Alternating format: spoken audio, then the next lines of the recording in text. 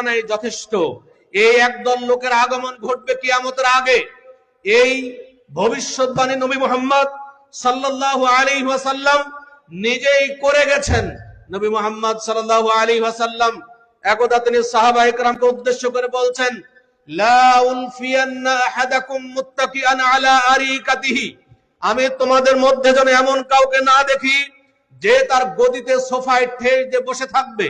ওয়ায়াতিহিল আমরু মিন আমরি মিম্মা আমারতু বিহি আও নাহাইতু আনহু, অতঃপর যখন তার কাছে আমার কোন নির্দেশনা, আমার কোন নিষেধাজ্ঞা তার কাছে পৌঁছবে, যখন কেউ এসে তাকে বলবে নবী মুহাম্মদ সাল্লাল্লাহু আলাইহি ওয়াসাল্লাম এটা আদেশ করেছেন, নবী মুহাম্মদ সাল্লাল্লাহু আলাইহি ওয়াসাল্লাম এটা নিষেধ করেছেন, ফায়াকুল, তখন সে বলবে লা নাদরি, এগুলো আমরা জানি না, মা ওয়াজাদনা ফি কিতাবিল্লাহ ইত্তাবা'না, আমরা আল্লাহর কিতাব কোরআনে যা পাবো তারই অনুসরণ করবে, বাইরে কোনো কিছু অনুসরণ করতে রাজি নই।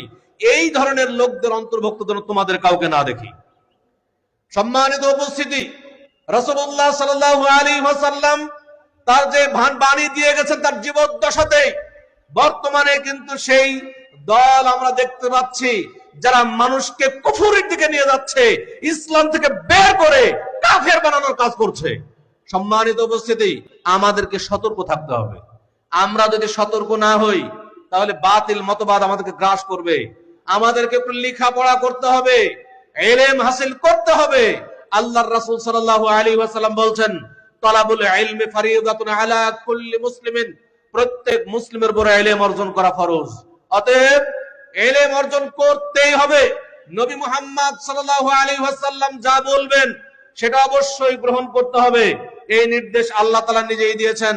আল্লাহ বলছেন, ওয়ামা আতাকুমুর রাসূলু ফাখুযুহু, রাসূল তোমাদের নিকটে যা নিয়ে এসেছেন তা তোমরা গ্রহণ করো।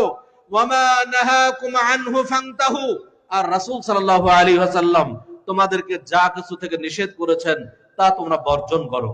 অতএব রাসূলুল্লাহ সাল্লাল্লাহু আলাইহি ওয়াসাল্লামের আনুগত্য করতে হবে। এই কথা রাসূলুল্লাহ আল্লাহ তাআলা নিজেই ঘোষণা দিচ্ছেন। যদি আমরা না করি সেটা কুফরি, আল্লাহ তাআলা ঘোষণা দিচ্ছেন। সূরা আলে ইমরান 32 নম্বর আয়াত আল্লাহ বলছেন, কুল, হে নবী মুহাম্মদ সাল্লাল্লাহু আলাইহি ওয়াসাল্লাম আপনি বলে দিন, আতিউল্লাহ, তোমরা আল্লাহর আনুগত্য করো, ওয়ার রাসূলা, এবং তোমরা রাসূলের আনুগত্য করো। ফাইন তাওয়াল্লাউ, কিন্তু যদি তারা আল্লাহ এবং তার রাসূলের আনুগত্য থেকে মুখ ফিরিয়ে নেয়, ফাইন্নাল্লাহা লা ইউহিব্বুল কাফিরিন, তাহলে আল্লাহ তাআলা জেনে রেখো যে আল্লাহ তাআলা কোন কাফেরকে ভালোবাসেন না। তারা আল্লাহ এবং তার রাসূলের আনুগত্য ছেড়ে দেওয়া মানে কাফের হয়ে যাওয়া। আল্লাহ তাআলা প্রথমে বলেন যে আল্লাহ এবং তার রাসূলের আনুগত্য করো। আল্লাহর আনুগত্য করতে হবে, তার রাসূলের আনুগত্য করতে হবে। রাসূলের আনুগত্য করার অর্থই হলো তার সুন্নাতকে মেনে নিতে হবে। যে নির্দেশনা রাসূলুল্লাহ সাল্লাল্লাহু আলাইহি ওয়াসাল্লাম তার বিদায় হজ্জের ভাষণে বলে দিয়েছেন। রাসূলুল্লাহ সাল্লাল্লাহু আলাইহি ওয়াসাল্লাম বলছেন, তারাকতু ফীকুম আমরাইন, আমি তোমাদের মাঝে দুইটি বস্তু ছেড়ে যাচ্ছি, লান তাদিল্লু মা তামাসসাকতুম বিহিমা, যতদিন পর্যন্ত তোমরা এই দুইটি বস্তুকে দৃঢ়ভাবে আঁকড়ে ধরে থাকবে ততদিন তোমরা পথভ্রষ্ট হবে না। সেই দুইটি বস্তু কি? কিতাব আল্লাহ এক, আল্লাহর কিতাব কোরআন, ওয়া সুন্নাত নবিয়িহি, এবং তার নবীর সুন্নাত। এই কোরআন এবং সুন্নাতকে আঁকড়ে ধরলে তোমরা পথভ্রষ্ট হবে না। অতএব কোরআন গ্রহণ করতে হবে, সুন্নাহ গ্রহণ করতে হবে, হাদিস গ্রহণ করতে হবে। যদি না করি তাহলে রাসূলের আনুগত্য কখনোই সম্ভব নয়। রাসূলের আনুগত্য করতে গেলে অবশ্যই রাসূলের হাদিসের অনুসরণ করতে হবে। এজন্য আহমদ ইবনে হাম্বল রাহিমাহুল্লাহ তিনি বলছেন, মান রাদ্দা হাদিস রাসূলিল্লাহ সাল্লাল্লাহু আলাইহি ওয়াসাল্লাম ফাহুয়া আলা শাফা হালাকাতিন, কেউ যদি আল্লাহর রাসূল সাল্লাল্লাহু আলাইহি ওয়াসাল্লামের হাদিসকে প্রত্যাখ্যান করে তাহলে সে ধ্বংসের দ্বার প্রান্তে পৌঁছে যাবে। আল্লাহর রাসূলের হাদিসকে প্রত্যাখ্যান করার কোনো সুযোগ নাই। আল্লাহর রাসূল সাল্লাল্লাহু আলাইহি ওয়াসাল্লামের হাদিসের অনুসরণ করা মানে তার অনুসরণ করা, আর আল্লাহর রাসূলের অনুসরণ করা মানে আল্লাহর অনুসরণ করা, যেটা আল্লাহ তাআলা নিজেই ঘোষণা দিচ্ছেন। সূরা আন-নিসা 80 নম্বর আয়াত আল্লাহ বলেন, মাইয়ুতির রাসূল, যে ব্যক্তি আল্লাহর রাসূলের আনুগত্য করলো, ফাকাদ আতা আল্লাহ, সে আল্লাহরই আনুগত্য করলো। ওয়া মান তাওয়াল্লা, আর যে ব্যক্তি আল্লাহর রাসূলের থেকে মুখ ফিরিয়ে নিল অনুসরণ থেকে, ফামা আরসালনাকা আলাইহিম হাফিজা, তবে আমরা ফামা আরসালনাকা, আপনাকে প্রেরণ করিনি, আলাইহিম হাফিজা, তাদেরকে হেফাজতকারী হিসেবে আমরা, তাদের রক্ষণাবেক্ষণকারী হিসেবে আমরা আপনাকে প্রেরণ করিনি। অর্থাৎ যদি আপনাকে কেউ অস্বীকার করে, তারা কি হবে, কি কাফের হবে, ধ্বংস হবে, সেটা তাদের ব্যাপার। তাদের হেফাজতের দায়িত্ব দিয়ে আপনাদেরকে পাঠানো হয় নাই। বরং মানুষ আপনার অনুসরণ করবে, তাহলেই আমার অনুসরণ করা হবে। যদি আল্লাহ রাসূল সাল্লাল্লাহু আলাইহি ওয়াসাল্লামের অনুসরণ করতে হয়, অবশ্যই তার হাদিসের অনুসরণ করতে হবে। এমনকি হাদিসের অনুসরণ যদি কেউ না করি, আল্লাহ তাআলার ঘোষণাই হচ্ছে যে তারা মুমিন হতে পারবে না, ইমানদার হতে পারবে না। এটা আল্লাহরই ঘোষণা, এটা আমাদের কারো ঘোষণা নয়, কোনো হাদিসের ঘোষণা নয়, এটা কোরআনের আয়াতের ঘোষণা।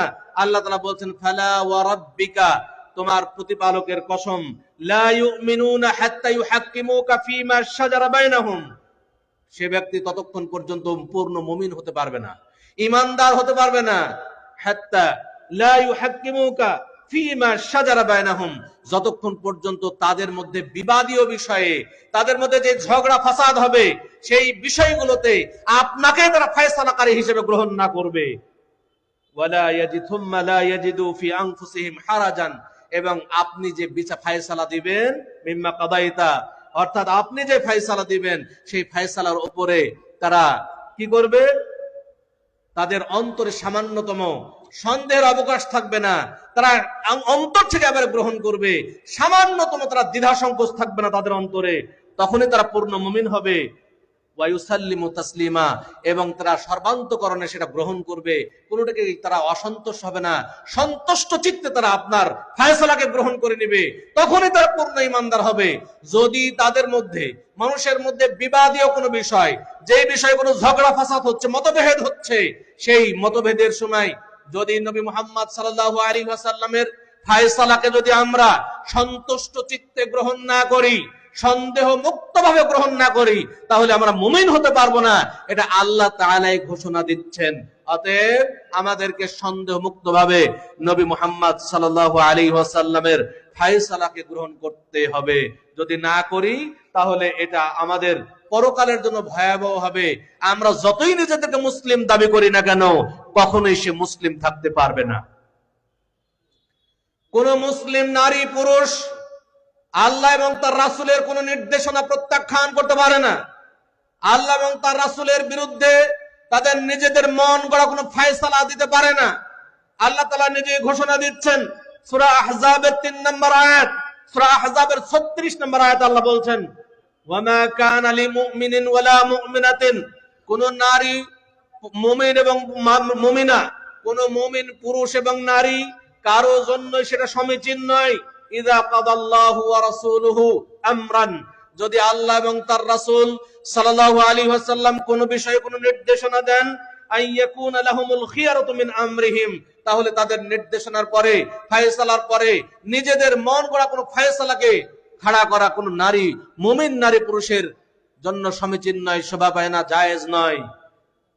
ওয়া মান ইয়াসিল্লাহ ওয়া রাসূলাহু, আর যে ব্যক্তি আল্লাহ এবং তার রাসূলের নাফরমানি করবে, ফাকাদ দাল্লা দালালাম মুবিনা, সে সুদূর ভ্রান্তিতে পতিত হবে। সম্মানিত উপস্থিতি, অতএব আল্লাহ তাআলা প্রতিটি নির্দেশ আমাদের জন্য মানা ফরজ।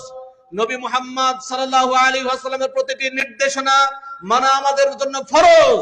কেউ যদি বলে নবী মুহাম্মদ সাল্লাল্লাহু আলাইহি ওয়াসাল্লামের নির্দেশনা দরকার নাই, তাহলে সে কুফরি করবে। একজন কাদিয়ানী যেমন কাফের, সে ধরনের কাফের হবে যদি একজন মানুষ নিজেকে বলে যে আমি আহলুল কোরআন, আমি শুধু কোরআন মানে, হাদিস মানি না, হাদিস মানার দরকার নাই, তাহলে সে নিঃসন্দেহে কাফের। এই কথা যদি কেউ অন্তর থেকে বিশ্বাস করে, তাকে কাফের বলতে সন্দেহ পোষণ করা কুফরি হবে। সম্মানিত উপস্থিতি, আল্লাহ তাআলা পবিত্র কোরআন মাজিদে ঘোষণা দিচ্ছেন যে ওয়া মান ইউশাকিকুর রাসূলা মিন বাদি মা তাবায়্যানা লাহুল হুদা, যদি কোন মানুষের কাছে হেদায়েত স্পষ্ট হওয়ার পরেও যদি রাসূলুল্লাহ সাল্লাল্লাহু আলাইহি ওয়াসাল্লামের বিরুদ্ধাচরণ কেউ করে, ওয়ায়াত্তাবি গায়রা সাবিলিল মুমিনিন, আর মুমিনদের পথ ছেড়ে অন্য কোন পথের অনুসরণ করে, নুয়াল্লিহি মা তাওয়াল্লা, তাহলে সে যেদিকে চলতে চায় আমি তাকে সেই পথেই পরিচালিত করব। ওয়া নুসলিহি জাহান্নাম, আর আমি তাকে জাহান্নামে পৌঁছে দেব। ওয়া সাআত মাসীরা, তার সেই প্রত্যাবর্তন স্থল কতই না নিকৃষ্ট। সম্মানিত উপস্থিতি, রাসূলুল্লাহ সাল্লাল্লাহু আলাইহি ওয়াসাল্লামের বিরুদ্ধাচরণ করলে আল্লাহ তাআলা তাকে জাহান্নামে পৌঁছিয়ে দিবেন। এই ঘোষণা নবী মুহাম্মদ সাল্লাল্লাহু আলাইহি ওয়াসাল্লাম দেননি, এটা সরাসরি আল্লাহ তাআলার ঘোষণা। অতএব কেউ যদি নবী মুহাম্মদ সাল্লাল্লাহু আলাইহি ওয়াসাল্লামের বিরুদ্ধাচরণ করেন, তার হাদিসকে মানা যাবে না এই কথা বলেন, তাহলে অবশ্যই অবশ্যই আপনাকে আল্লাহ তাআলা জাহান্নামে প্রবেশ করাবেন। এটা আল্লাহ তাআলাই ঘোষণা দিয়েছেন। আল্লাহ তাআলা আরো বলছেন, ওয়া মান ইয়াসিল্লাহ ওয়া রাসূলাহু, যে ব্যক্তি আল্লাহ এবং তার রাসূলের নাফরমানি করে, ফা ইন্না লাহু নারা জাহান্নামা, তার জন্য রয়েছে জাহান্নামের শাস্তি, জাহান্নামের আগুন। খালিদিনা ফিহা আবাদা, সে সেখানে চিরস্থায়ীভাবে বসবাস করবে। তাহলে যে ব্যক্তি আল্লাহ এবং তার রাসূলের নাফরমানি করবে, বিরুদ্ধাচরণ করবে, আনুগত্য করতে চাইবে না, সে কুফরি করবে, কাফের হয়ে যাবে। এজন্য বলছে খালিদিনা ফিহা, সে জাহান্নামে চিরস্থায়ীভাবে বসবাস করবে। চিরস্থায়ীভাবে সেই বসবাস জাহান্নামে করবে যে ব্যক্তি ইসলামের মধ্যে থাকবে না, যে ব্যক্তি ইসলাম থেকে খারিজ হয়ে যাবে, যে ব্যক্তি কাফের, সেই চিরস্থায়ীভাবে জাহান্নামে অবস্থান করবে, বসবাস করবে। অতএব আল্লাহর রাসূল সাল্লাল্লাহু আলাইহি ওয়াসাল্লামের নাফরমানি করা এটা কুফরি এবং এটা চিরস্থায়ীভাবে জাহান্নামে বসবাসের একটা বড় মাধ্যম। আল্লাহ তাআলা আরো ঘোষণা দিচ্ছেন, ফালিয়াহযারিল্লাযীনা ইউখালিফুনা আন আমরিহি, যারা ঈমানদার, ফালিয়াহযারিল্লাযীনা ইউখালিফুনা আন আমরিহি, যারা রাসূলুল্লাহ সাল্লাল্লাহু আলাইহি ওয়াসাল্লামের বিরুদ্ধাচরণ করে, যারা রাসূল সাল্লাল্লাহু আলাইহি ওয়াসাল্লামের হাদিসের ব্যাপারে মতভেদ করে, তারা যেন সতর্ক হয়, ভয় করে যে আন তুসিবাহুম ফিতনা, তাদেরকে ফিতনা গ্রাস করবে, আও ইউসিবাহুম আযাবুন আলীম, অথবা তাদেরকে যন্ত্রণাদায়ক শাস্তি গ্রাস করবে। অতএব কেউ যদি আল্লাহর রাসূল সাল্লাল্লাহু আলাইহি ওয়াসাল্লামের কোন নির্দেশনাকে গ্রহণ না করে, এর বিপরীত হয়, তার বিরোধী হয়ে যায়, তাহলে সে যেন আল্লাহকে ভয় করে যে তার উপরে যন্ত্রণাদায়ক শাস্তি আসবে এবং সে অবশ্যই ফিতনায় পতিত হবে। অতএব আজকে যারা রাসূলুল্লাহ সাল্লাল্লাহু আলাইহি ওয়াসাল্লামের হাদিসের অনুসরণ করছেন না, হাদিসকে মানতে হবে না বলছেন, তারা নিজেরা পথভ্রষ্ট হচ্ছেন এবং মুসলিমদেরকে পথভ্রষ্টতার পথে আপনারা নিয়ে যাচ্ছেন। এর জন্য আপনাদের জন্য জাহান্নাম অবশ্যই অবধারিত। কেউ রাসূলের বিরুদ্ধাচরণ করে জান্নাতে প্রবেশ করতে পারবে না। সম্মানিত উপস্থিতি, আমরা জানি হাদিস হচ্ছে কোরআনের ব্যাখ্যা। আমরা যদি হাদিসকে অনুসরণ না করি, ইসলামের কোন বিধানই আমরা পালন করতে পারবো না। যদি হাদিসকে বিশ্বাস না করি, হাদিসকে না মানি, ইসলামের একটা বিধান আমরা পালন করতে পারবো না। কারণ কোরআন হচ্ছে সংবিধান, কোরআন হচ্ছে একটা মূলনীতি। কোরআনে বিস্তারিত বর্ণনা করা হয়নি, কোরআন প্রত্যেকটা জিনিসের মূলনীতি দেওয়া হয়েছে। এই মূলনীতি কিভাবে মানুষ বাস্তবায়ন করবে সেটা নবী মুহাম্মদ সাল্লাল্লাহু আলাইহি ওয়াসাল্লামের মাধ্যমে দেখিয়ে দেওয়া হয়েছে। যদি নবী মুহাম্মদ সাল্লাল্লাহু আলাইহি ওয়াসাল্লামের হাদিসকে না মানি, তাহলে কোরআন মানতে কখনোই পারা সম্ভব নয়, ইসলামের কোনো বিধানই মানা সম্ভব নয়। যেমন আল্লাহ তাআলা বলছেন, আকিমুস সালাতা ওয়া আতুজ যাকাত, তোমরা সালাত কায়েম করো এবং যাকাত আদায় করো, ওয়ারকাউ মা'আর রাকিঈন, এবং তোমরা রুকুকারীদের সাথে রুকু করো। এখানে আল্লাহ তাআলা বলছেন আকিমুস সালাত, তোমরা সালাত কায়েম করো। অর্থাৎ সালাত আপনি হাদিস ছাড়া কি এক রাকাত সালাত আদায় করে দেখাতে পারবেন? এক রাকাত সালাত আপনি হাদিস ছাড়া আদায় করতে পারবেন না। আপনি যে সূরা, আপনি প্রথমেই সালাতে দাঁড়াইলেন, দাঁড়ানোর পরে আপনি যে তাকবীরে তাহরিমা দিয়ে আপনি প্রথমে সানা পড়ছেন। আচ্ছা বলেন তো, সানা পড়ার কথা কি কোরআনে আছে? কোরআনে নাই। পাবেন কোথায়? হাদিসে। হাদিসে এসেছে রাসূল সাল্লাল্লাহু আলাইহি ওয়াসাল্লাম ইদা আকামাস সালাত, রাসূল সাল্লাল্লাহু আলাইহি ওয়াসাল্লাম যখন সালাতে দাঁড়াইতেন তখন কাব্বারা, তাকবীর বলতেন, তাকবীরে তাহরিমা, সুম্মা ক্বালা, অতঃপর বলতেন ইন্নী ওয়াজ্জাহতু ওয়াজহিয়া লিল্লাহি ফাতারাস সামাওয়াতি ওয়াল আরদ। এটা একটা সানা, এই হাদিসে এসেছে আবু দাউদে। অতএব এই সানা পড়ার কথা কোরআনে নাই, হাদিসে আছে। আপনি যে রফুল ইয়াদাইন করবেন কি করবেন না, এটা কি কোরআনে আছে না হাদিসে আছে? কোরআনে নাই, বরং হাদিসে আছে। আপনি রফুল ইয়াদাইন করার বিধান আপনি কোরআনে পাবেন না। সালাতে কোন কোন জায়গায় রফুল ইয়াদাইন করবেন? হাত কি বুকে বাঁধবেন না নাভির নিচে বাঁধবেন, না হাত ছেড়ে দিয়ে সালাত আদায় করবেন? এটা কি কোরআনে আছে না হাদিসে আছে? এটা হাদিসে পাবেন, কোরআনে পাবেন না। যে আপনি হাত কোথায় বাঁধবেন সালাতে, এই বিধান আপনি কোরআনের কোথাও দেখাইতে পারবেন না। সম্মানিত উপস্থিতি, আল্লাহ তাআলা বলছেন ওয়ারকাউ মা'আর রাকিঈন, তোমরা রুকুকারীদের সাথে রুকু করো। আচ্ছা, রুকু কিভাবে করতে হয় এটা কি কোরআনে আছে? আপনি কোরআনে কোথাও পাবেন না। আমি যদি বলি, যারা হাদিস মানে না তাদেরকে বলি যে আল্লাহ তাআলা তো কোরআনে রুকু করার কথা বলছেন, তা আমি বলবো যে রুকু করতে হবে দাঁড়িয়ে থেকে, আমি এইভাবে রুকু করব। আপনি কোরআন দিয়ে নিষেধ করেন যে আমি এইভাবে রুকু চলবে না, দাঁড়িয়ে থেকে রুকু হবে না, বরং রুকু করতে হবে কি, হাঁটুতে হাত দিতে হবে, তারপর নিচে মাথা পেট সব সোজা করতে হবে। এই যে রুকু করার পদ্ধতি, আমি যদি বলি যে এই পদ্ধতি আমি মানব না, যেহেতু আমি রুকু করতে বলছেন, আমি হাদিস মানি না, আমি বলবো যে এবার কি করি, যে আমি দাঁড়িয়ে থেকে রুকু করব। আচ্ছা, আমাকে কোরআন দিয়ে বাধা দিতে পারবেন? কোরআন দিয়ে বাধা দেন তো দেখি, যে না এইভাবে রুকু হবে না, এইভাবে হবে। আমি বলবো যে না, রুকু সামনের দিকে আমি যাব না, আমি পিছনের দিকে যাব, এটাই আমি মনে করি এটাই রুকু। আপনি কোরআন দিয়ে নিষেধ করেন তো যে না পিছন দিকে হবে না, সামনের দিকে ঝুঁকতে হবে। এটা তো আপনি কোরআন দিয়ে নিষেধ করতে পারবেন না। সিজদা করার কথা বলা হচ্ছে কোরআনে। আচ্ছা, সিজদা করতে গেলে কিভাবে সিজদা করবে, এটা কি আপনি কোরআনে পাবেন? সিজদার কোন পদ্ধতি কি কোরআনে পাবেন? আপনি পাবেন না, বরং এটা পাবেন কোথায়? হাদিসে। আমি যদি বলি যে সিজদা করতে হবে দাঁড়িয়ে থেকে, অথবা আমি শুয়ে যাব, সিজদা করব মানে আমি একবারে ষাট হয়ে শুয়ে যাব, এটাই হলো সিজদা। আপনি কি কোরআন দিয়ে নিষেধ করতে পারবেন যে না সিজদা এমন নয়, বরং সিজদা করতে হবে এইভাবে? কোরআন দিয়ে নিষেধ করা কি সম্ভব? কারণ সিজদার পদ্ধতি তো কোরআনে নাই, আপনি নিষেধ করবেন কি দিয়ে? কিন্তু আমি নিষেধ করতে পারবো। আপনি যদি বলেন সিজদা করতে হবে শুয়ে থেকে, আমি বলবো যে না, শুয়ে থেকে সিজদা হবে না, কারণ হাদিসে সিজদার সুন্দর বর্ণনা এসেছে। আল্লাহ রাসূল সাল্লাল্লাহু আলাইহি ওয়াসাল্লাম বলছেন, উমিরতু আন আসজুদা আলা সাবআতি আযমিন, আমি 7টি হাড্ডির মাধ্যমে সিজদা করার জন্য নির্দেশ প্রাপ্ত হয়েছি। আলাল জাবহাতে, এক নাম্বার হচ্ছে কপাল, ওয়া আশারা বিয়াদিহি আলা আনফিহি, তারপর তিনি আবার হাত দিয়ে ইশারা করে তার নাকের দিকে ইশারা করলেন, মানে কপাল আর নাক মিলে একটা, কপালও থাকবে মাটিতে, নাকও থেকে থাকবে মাটিতে। ওয়ালিয়াদাইন, এবং 2 হাত মাটিতে থাকবে। ওয়া আতরাফিল কাদামাইন, এবং 2 পায়ের শেষ অংশ মাটিতে থাকবে। তাহলে নাক কপাল মিলে একটা, 2 হাত, 2 হাঁটু এবং 2 পায়ের শেষ অংশ, এইটা মাটিতে থাকবে। এই যে সিজদার পদ্ধতি, এটা আপনি কোরআনে পাবেন না।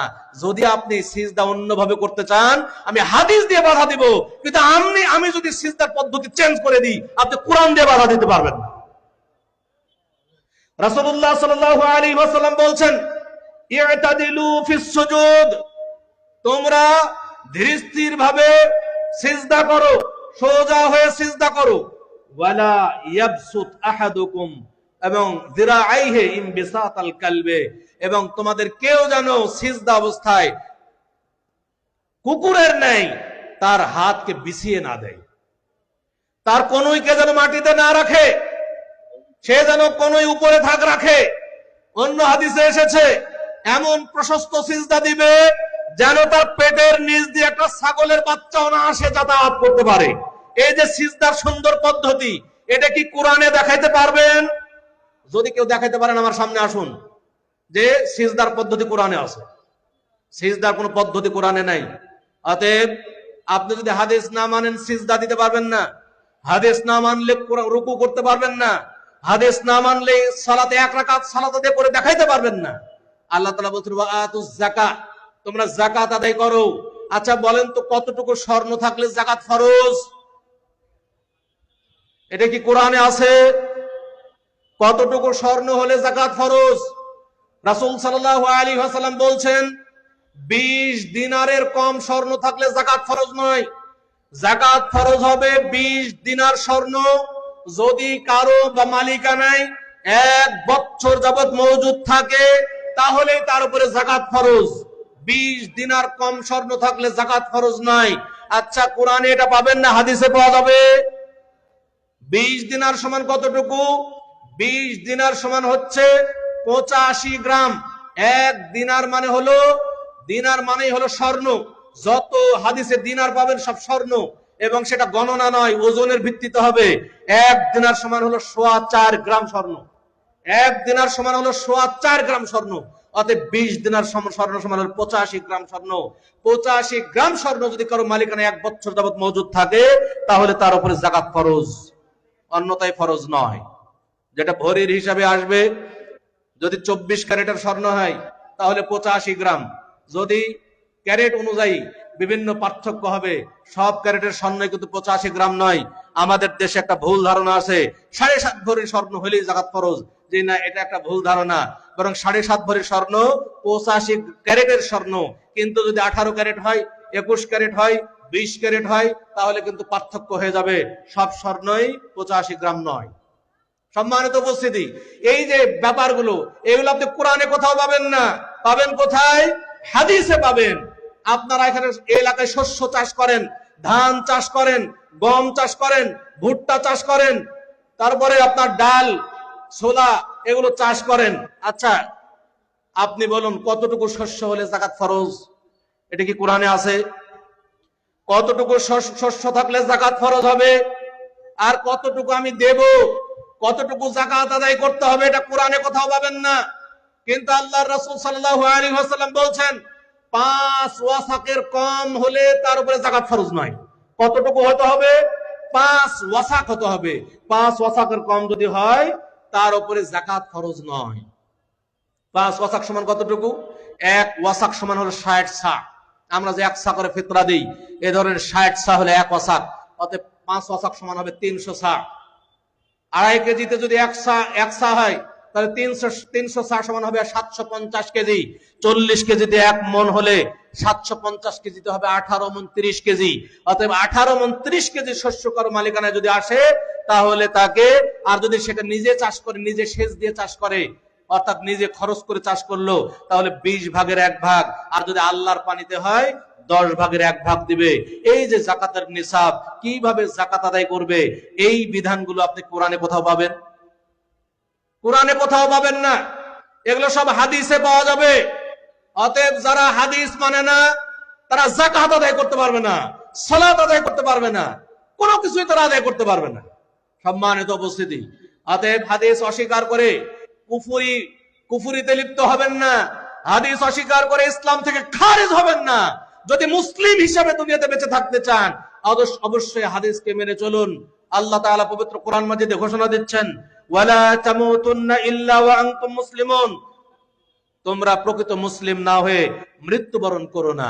প্রকৃত মুসলিম না হয়ে মৃত্যুবরণ করলে পরিণাম ভয়াবহ। সম্মানিত উপস্থিতি, আমরা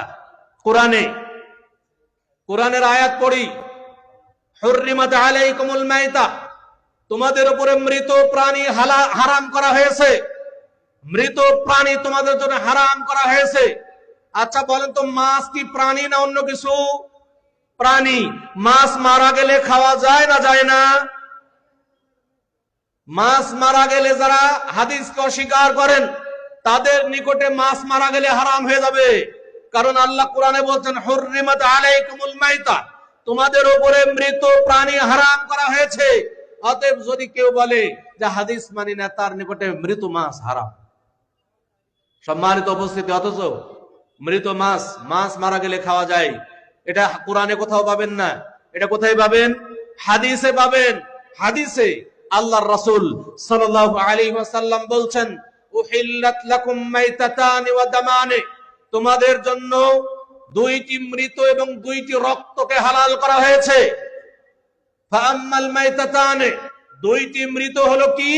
আল হুত ওয়াল জারাদ, 1 মাছ, 2 আল জারাদ অর্থাৎ টিড্ডি, এক জাতীয় পঙ্গপাল ফড়িং জাতীয়, যেটা সৌদি আরবে দেখা যায়। এটা মারা গেলেও খাওয়া যায়। এটা আল্লাহর রাসূল সাল্লাল্লাহু আলাইহি ওয়াসাল্লাম বলে দিলেন, উহিল্লাত লাকুম মাইতাতান, সে 2টা মৃত হালাল। কি? একটা মাছ মারা গেলে খাওয়া যায়, এবং ওই টিড্ডি, এটা মারা গেলেও খাওয়া যায়। আর 2টি ওয়া আম্মাদ দামানে, আর 2টি রক্ত হালাল। কি? 1 আল কাবিদ ওয়া তিহাল, 1 নাম্বার হচ্ছে আল কাবিদ, কলিজা। কলিজা হচ্ছে একটা রক্ত, জমাটবদ্ধ রক্ত, এটা হালাল।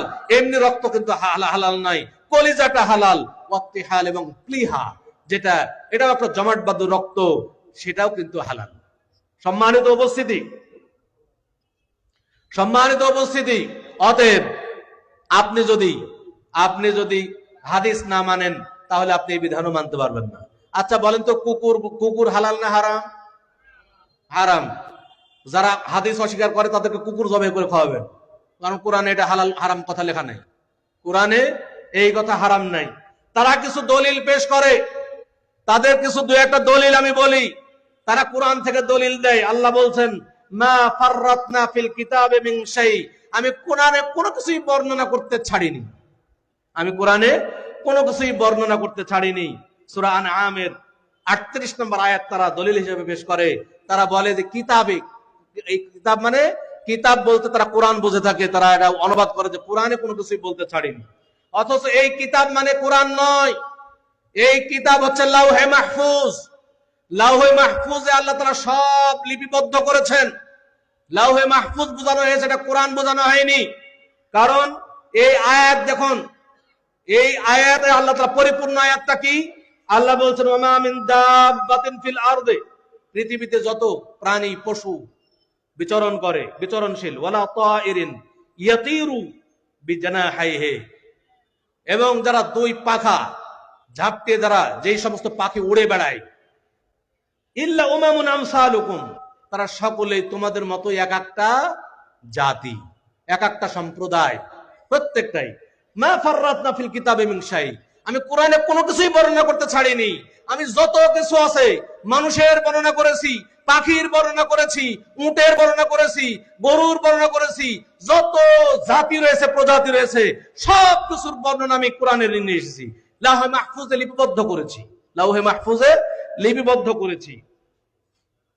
এটা সকল জাতির কথা বর্ণনা করা হয়েছে। এইটা এর অর্থ এই নয় যে মানব জাতির জন্য যত বিধান আছে সব বিধানের বিস্তারিত বর্ণনা করা হয়েছে, এটা নয়, এর অর্থ এটা নয়। বরং আল্লাহ তাআলা কোরআনে সালাতের বর্ণনা করেছেন, সালাত কিভাবে হবে রাসূল সাল্লাল্লাহু আলাইহি ওয়াসাল্লাম দেখিয়ে দিয়েছেন। যাকাত আদায়ের বিধানের কথা বলে দিয়েছেন, যাকাত কিভাবে আদায় করব রাসূল সাল্লাল্লাহু আলাইহি ওয়াসাল্লাম এসে ব্যাখ্যা দিয়ে দিয়েছেন। আল্লাহ তাআলা সিয়ামের বর্ণনা কোরআনে দিয়েছেন, সিয়াম কিভাবে পালন হবে রাসূল সাল্লাল্লাহু আলাইহি ওয়াসাল্লাম ব্যাখ্যা করে জানিয়ে দিয়েছেন। আল্লাহ তাআলা হজ্জের বিধান, উমরার বিধান কোরআনে দিয়েছেন, হজ উমরা কিভাবে পালিত হবে রাসূল সাল্লাল্লাহু আলাইহি ওয়াসাল্লাম দেখিয়ে দিয়েছেন। আল্লাহ তাআলা মূলনীতি দিয়ে দিয়েছেন, এগুলো এক একটা মূলনীতি। এই মূলনীতি আমরা জানবো এবং মূলনীতির ব্যাখ্যাগুলো আমরা হাদিস থেকে নেব। এর দ্বারা উদ্দেশ্য হলো আল্লাহ তাআলা সব কিছুর বর্ণনা দিয়েছেন, এর দ্বারা উদ্দেশ্য হলো সব কিছুর মূলনীতি আল্লাহ তাআলা বলে দিয়েছেন। তারপর নবী মুহাম্মদ সাল্লাল্লাহু আলাইহি ওয়াসাল্লামকে এর ব্যাখ্যা করার দায়িত্ব দিয়েছেন। আমরা আরেকটা দলিল পেশ করি। আল্লাহ তাআলা বলছেন, ওয়া নাযালনা আলাইকাল কিতাবা তিবয়ানাল লিকুল্লি শাই, আমি কিতাবের মধ্যে কি সব কিছুর স্পষ্ট বর্ণনা করে দিয়েছি। আচ্ছা, স্পষ্ট বর্ণনা বলতে আমি আগে বললাম এগুলোর মূলনীতি। যেমন আল্লাহ তাআলা কোরআনে বলছেন যে ইয়া আইয়ুহাল্লাযীনা আমানু ইন্নামাল খামরু ওয়াল মাইসিরু ওয়াল আনসাবু ওয়াল আজলাম, এই যে কথাগুলো বলছেন, ইন্নামাল খামরু মানে মদ হারাম করা হয়েছে। মদ কি হালাল না হারাম? আচ্ছা বলেন তো, কোরআনে কি ইয়াবার কথা এসেছে, হিরোইনের কথা এসেছে, হিরোইন ইয়াবা বিড়ি সিগারেটের কথা এসেছে? আসেনি। আল্লাহ তাআলা একটা মূলনীতি দিয়ে দিয়েছেন যে আল খামর, মদ হারাম করা হয়েছে। এখন এই মদ বলতে কি বোঝানো হয়েছে এইটা আপনি হাদিসে পাবেন। আল্লাহ রাসূল সাল্লাল্লাহু আলাইহি ওয়াসাল্লাম বলেন, কুল্লু মুসকিরিন খামরুন, সকল নেশাদার দ্রব্য হচ্ছে মদ। মদটা কোন জিনিস এটা আপনি কোরআনে পাবেন না, পাবেন কোথায়? হাদিসে পাবেন। যত প্রকার নেশাদার দ্রব্য রয়েছে যা মানুষের মস্তিষ্কের বিকৃতি ঘটায়, এগুলো হচ্ছে মদ। আর যত প্রকার মদ আছে সবগুলো হলো হারাম। অতএব রাসূলের এই হাদিস থেকে যত প্রকার মদ আছে, যত প্রকার জিনিস আছে যেগুলো মানুষের মস্তিষ্কের বিকৃতি ঘটায়, সবগুলোই হলো মদ, আর সকল প্রকার মদ হারাম। অতএব এই হাদিসের ভিত্তিতে ইয়াবা হারাম, হিরোইন হারাম, গাঞ্জা হারাম, যত প্রকার নেশাদার দ্রব্য রয়েছে সবগুলো হারাম।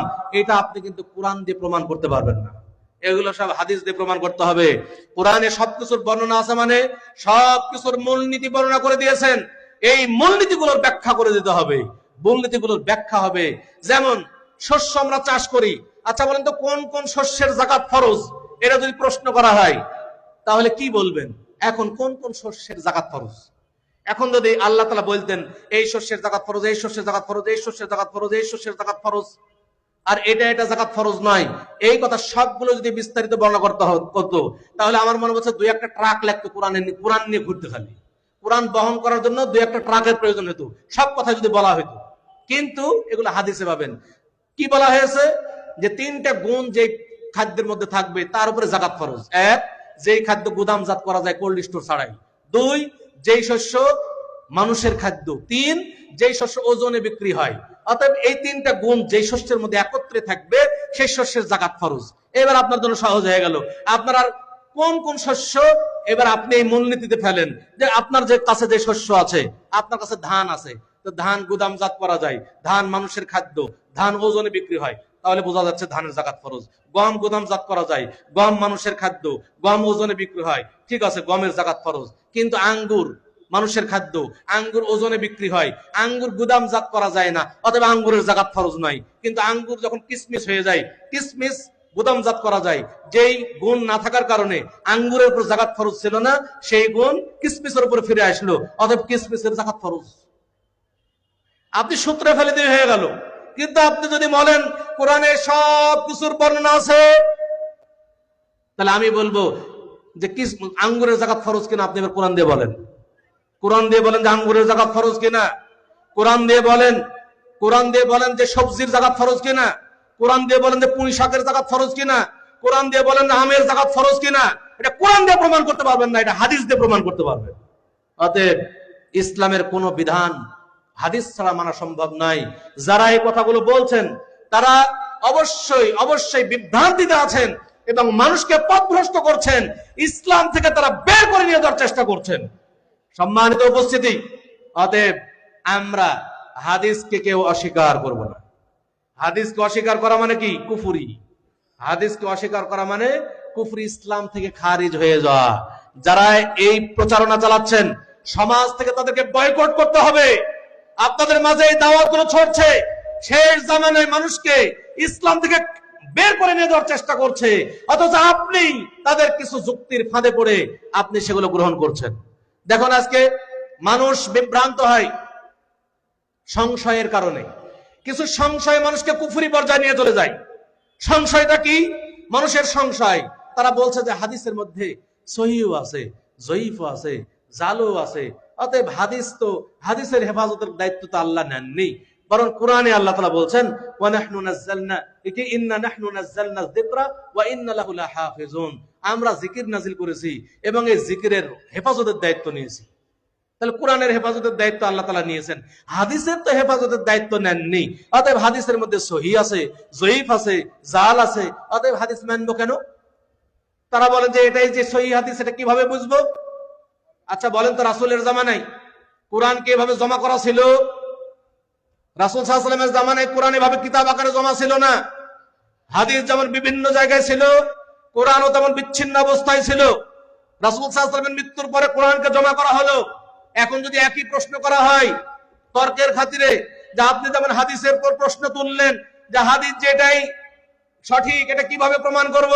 আমি বলবো যে আপনি যে কোরআন পড়ছেন, এই কোরআনটা যে সঠিকভাবে সংকলন হয়েছে, এর প্রমাণ আপনার কাছে কোথায় আছে? এর প্রমাণ আপনার কাছে আছে কি? আপনি কি প্রমাণ দিতে পারবেন যে এটাই কোরআন? তাহলে যেই যার উপরে বিশ্বাস করে কোরআনকে আপনি বিশ্বাস করছেন, আপনি হাদিসকে কেন বিশ্বাস করতে পারছেন না? সহিহ হাদিস এখনো অবিকৃত আছে, সহিহ হাদিসকে কখনো বিকৃত করতে পারেনি। অতএব আপনার জানার অভাব আছে, জ্ঞানের অভাব। এবং যারা এই সমস্ত আকীদায় বিশ্বাস করে, একটারও কোনো ইলম নাই, সবাই জাহেল। এই জাহেলরা আজকে সমাজে দাওয়াতি কাজ করছে এবং সবাইকে বিভ্রান্ত করছে, ইসলাম থেকে খারিজ করার চেষ্টা করছে। সম্মানিত উপস্থিতি, লেখাপড়া করতে হবে, ইলম অর্জন করতে হবে, হাদিসকে নিয়ে প্রশ্ন তুলবেন না। আল্লাহ তাআলা হাদিস ও হেফাজতের দায়িত্ব নিয়েছেন, শুধু কোরআনের নয়। আল্লাহ তাআলা বলেছেন ফাসআলু আহলায যিকরি ইন কুনতুম লা তা'লামুন, তোমরা যারা জানো না, তারা যারা আহলুল যিকির, তাদেরকে তোমরা জিজ্ঞেস করে জেনে নাও। আল্লাহ তাআলা যেমন জিকির বলছেন, জিকির দ্বারা কোরআন উদ্দেশ্য, জিকির দ্বারা হাদিসও উদ্দেশ্য। বলছেন যে আমরা জিকিরের, আল্লাহ তাআলা সরাসরি কোরআন বলেননি, আল্লাহ তাআলা কি বললেন? জিকিরের হেফাজত করব। জিকিরের হেফাজত, জিকির মানে শুধু কোরআন নয়, এটা হাদিসও। এজন্য আল্লাহ বলছেন কি ফাসআলু আহলায যিকরি, আহলুল যিকির কারা? আহলুল যিকির কার? শুধু কোরআনের ইলম আছে তাদের, তারাই আহলুল যিকির। যে না, যাদের দ্বীনের ইলম আছে, ইসলামের ব্যাপারে যাদের জ্ঞান আছে, কোরআন এবং হাদিসের যার জ্ঞান আছে, তার কাছে জিজ্ঞেস করো, জেনে নাও। শুধুমাত্র কোরআন জানে যে, তার কাছে জিজ্ঞেস করতে বলা হয়। অতএব এই জিকির বলতে কোরআনও বোঝানো হয়েছে, হাদিসও বোঝানো হয়েছে। আল্লাহ তাআলা ওহির বিধান, দুইটাই ওহির বিধান, দুই ওহিকেই আল্লাহ তাআলা হেফাজতের দায়িত্ব নিয়েছেন, শুধুমাত্র কোরআন হেফাজতের দায়িত্ব নেননি। অতএব যারা এই কথা বলছেন তারা এলেমবিহীন কথা বলছেন। এলেমবিহীন কোনো কথা কেউ বলবেন না, বললেন নিজেরা পথভ্রষ্ট হবেন এবং মুসলিম সমাজকে বিভ্রান্ত করবেন। আজকে আসলে প্রকৃত আলেমদেরকে মানুষ জিজ্ঞেস না করে ওই জাহেলদেরকে জিজ্ঞেস করছে। জাহেলরা নিজেরা বেগায়েরি ইলম ফতোয়া দিচ্ছে, এলেমবিহীন ফতোয়া দিচ্ছে, নিজেরা পথভ্রষ্ট হচ্ছে আর মুসলিম সমাজকে পথভ্রষ্ট করছে। সম্মানিত উপস্থিত, অতএব আমাদেরকে সতর্ক থাকতে হবে। আমরা যদি সতর্ক না হই তাহলে বাতিল মতবাদগুলো আমাদের মধ্যে এসে ঢুকবে এবং আমাদের ঈমানকে নষ্ট করে দিবে। তাই আমি সকলকে সতর্ক থাকার অনুবাদ জানিয়েই আজকের এই আলোচনা এখানেই শেষ করতে যাচ্ছি। আকুলু কাওলি হাদা ওয়া আস্তাগফিরুল্লাহ লি ওয়া লাকুম লিসাইরিল মুসলিমিন। আমার হাতে আমি যে বিষয়টা আলোচনা করলাম, হাদিস অস্বীকারীদের সংশয় নিরসন, ডক্টর আহমদ আব্দুল্লাহ সাকিব ভাইয়ের লেখা অত্যন্ত চমৎকার একটি কিতাব। এটা আপনারা প্রত্যেকেই আমাদের হাদিস ফাউন্ডেশন লাইব্রেরিতে আছে, এটা আপনারা নিয়ে যাবেন ইনশাআল্লাহ। আরেকটা কিতাব হলো মুহতারাম আমিরে জামাত প্রফেসর ডক্টর আসাদুল্লাহ গালিব স্যারের লেখা হাদিসের প্রামাণিকতা। এই হাদিসের প্রামাণিকতা, এই কিতাবটি চমৎকার একটি কিতাব। হাদিসের গুরুত্ব কি, মর্যাদা কি, হাদিস অস্বীকার করলে কি হবে, এই ব্যাপারগুলো প্রত্যেকটা এখানে সুন্দরভাবে লিপিবদ্ধ আছে। আপনারা এটা নিয়ে যাওয়ার চেষ্টা করবেন ইনশাআল্লাহ। আরেকটা কিতাব খুবই গুরুত্বপূর্ণ, বিশেষ করে যারা বক্তব্য দেন, বিশেষ করে যারা খুতবা দেন, বিভিন্ন জায়গায় বক্তব্য রাখেন, তাদের জন্য একটা গুরুত্বপূর্ণ কিতাব হলো দারসে হাদিস সিরিজ 1, দারসে হাদিস। এখানে 40টা দার্স একবার বিস্তারিত ভাবে কোরআন এবং সহিহ হাদিসের দলিল ভিত্তিক, কোরআন সহিহ হাদিস, মুনশিদের বক্তব্য, উলামায়ে কেরামের বক্তব্য সবকিছু মিলে চমৎকার ভাবে এখানে বিষয় ভিত্তিক আলোচনা করা হয়েছে। 40টি দার্স যদি আপনার কাছে থাকে, আপনার খুতবা দিতে কোনো টেনশন নাই, এটা আপনার খুতবার প্রস্তুতি হয়ে যাবে। আরেকটা হলো দারসে কোরআন সিরিজ 1, দারসে কোরআন। এটাও বিষয় ভিত্তিক, কোরআন এবং সহিহ হাদিসের দ্বারা বিষয় ভিত্তিক আলোচনা করা আছে। এই কিতাবগুলো আপনারা নিয়ে যাবেন, এটা আপনাদের জন্য পরকালের পাথেও হবে ইনশাআল্লাহ এবং দুনিয়াবী জীবনে আপনাদের চলাচলের পথ সহজ হবে বলে আশা করি।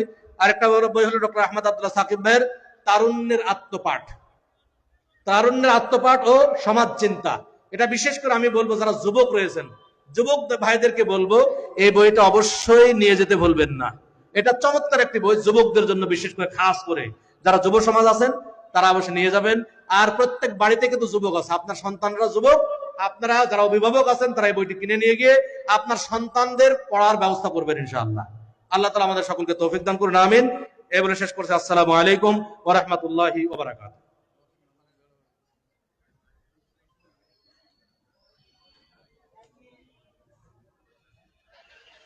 আলহামদুলিল্লাহ, ধন্যবাদ বাংলাদেশ আহলে হাদিস যুব সংঘের কেন্দ্রীয় সভাপতি শরীফুল ইসলাম মাদানির যে বক্তব্য শুনলেন এবং সেই বিষয়ে যে বইগুলির কথা আপনাদের বলা হলো, আমির জামাতের লিখিত এবং আহমদ আব্দুল্লাহ সাকিব, সাবেক কেন্দ্রীয় সভাপতি বাংলাদেশ আহলে হাদিস যুব সংঘ।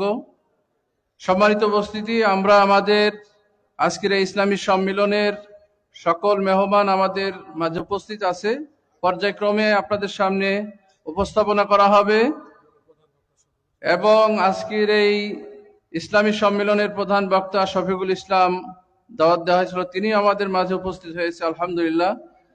তো আমি এই পর্যায়ে আপনাদেরকে দৃষ্টি আকর্ষণ করছি, আহলে হাদিস আন্দোলন বাংলাদেশের এই বার্ষিক ইসলামী সম্মেলনের জন্য আমরা যে আর্থিকভাবে সহযোগিতা করেছি, এই মুহূর্তে আমরা বৈঠকি দান, যেটা আল্লাহ রাব্বুল আলামিনের রাসূল সাল্লাল্লাহু আলাইহি ওয়াসাল্লামের একটি মরা সুন্নাত বলা যেতে পারে, আমরা নিয়মিত করে থাকি।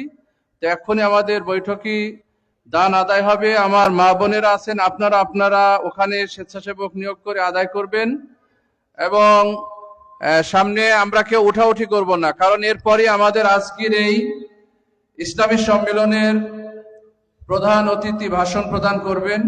কাজেই আমরা যেভাবে বসে আছি বসে থাকবো, যারা স্বেচ্ছাসেবক তারা ভিতরে যাবে, আপনারা নীরবে আপনাদের পকেটে যার যা আছে আপনারা সার্বিকভাবে সর্বোচ্চভাবে দান করবেন, এই অনুরোধ রাখছি। আপনাদের সামনে ইসলামী জাগরণী পেশ করবেন ভাই ইয়াকুব আলী, আর আপনারা দান করবেন, কেউ উঠবেন না। এরপরে আমাদের প্রধান অতিথি আজকে ভাষণ প্রদান করবেন ইনশাআল্লাহ। এখন আপনাদের সামনে জাগরণী পেশ করছেন ভাই ইয়াকুব আলী, সহসভাপতি বাংলাদেশ আহলে হাদিস যুব সংঘ, মেহেরপুর জেলা।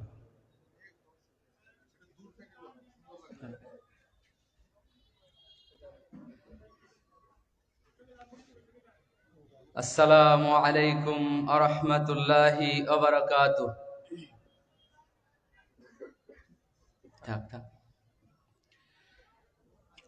আহলে হাদিস আন্দোলনের কভু মরণ নাই, সকল পথের মরণ হলেও হকের পতন নাই, হকের পতন নাই।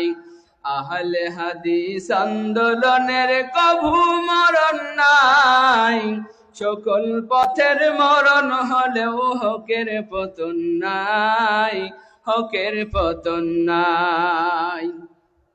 এক আল্লাহর উলুহিয়াত, এক নবীর এক ইমামত, কায়েম করতে কুরআন সুন্নাহ করে শেষ নিরন্তর। ভয় করে না বুলেট বোমা ইমানি অন্তর, এক নীতিতে আল্লাহর পথে ডাকে সর্বদাই, হকের পতন নাই। আহলে হাদিস আন্দোলনের কভু মরণ নাই, সকল পথের মরণ হলেও হকের পতন নাই, হকের পতন নাই। কত নেতা জেলে গেল, কত বন্ধু কাজ হারালো, কত নেতা জেলে গেল, কত বন্ধু কাজ হারালো, নির্যাতনে ঘর ছাড়িল হাজারো স্বজন। হাফিজুর ভাই বিলাইল অকাতরে জীবন, দারুণ ব্যথা বুকে লয়ে করে যাই লড়াই, হকের পতন নাই। আহলে হাদিস আন্দোলনের কভু মরণ নাই, সকল পথের মরণ হলেও হকের পতন নাই, হকের পতন নাই। ইমাম মালিক নির্যাতিত, আবু হানিফা নিষ্পেষিত। ইমাম মালিক নির্যাতিত, আবু হানিফা নিষ্পেষিত। বিন তাইমিয়ার হলো মরণ অন্ধকারাগারে, বিন হাম্বলের আঘাতে খুন ঝরে। তাদের কথা স্মরণ করে শান্তি খুঁজে পাই, হকের পতন নাই। আহলে হাদিস আন্দোলনের কভু মরণ নাই, সকল পথের মরণ হলেও হকের পতন নাই, হকের পতন নাই। জুলুম তোমরা করো যত, ভীতি দেখাও বিরত। জুলুম তোমরা কত করো যত, ভীতি দেখাও বিরত। অপবাদ দাও শত শত, মনে চাই যেমন। মিথ্যা মামলা দিয়া করো মানির মানহরণ, আল্লাহ তাআলার আদালতে জাহান্নামে ঠাই, হকের পতন নাই। আহলে হাদিস আন্দোলনের কভু মরণ নাই, সকল পথের মরণ হলেও হকের পতন নাই, হকের পতন নাই।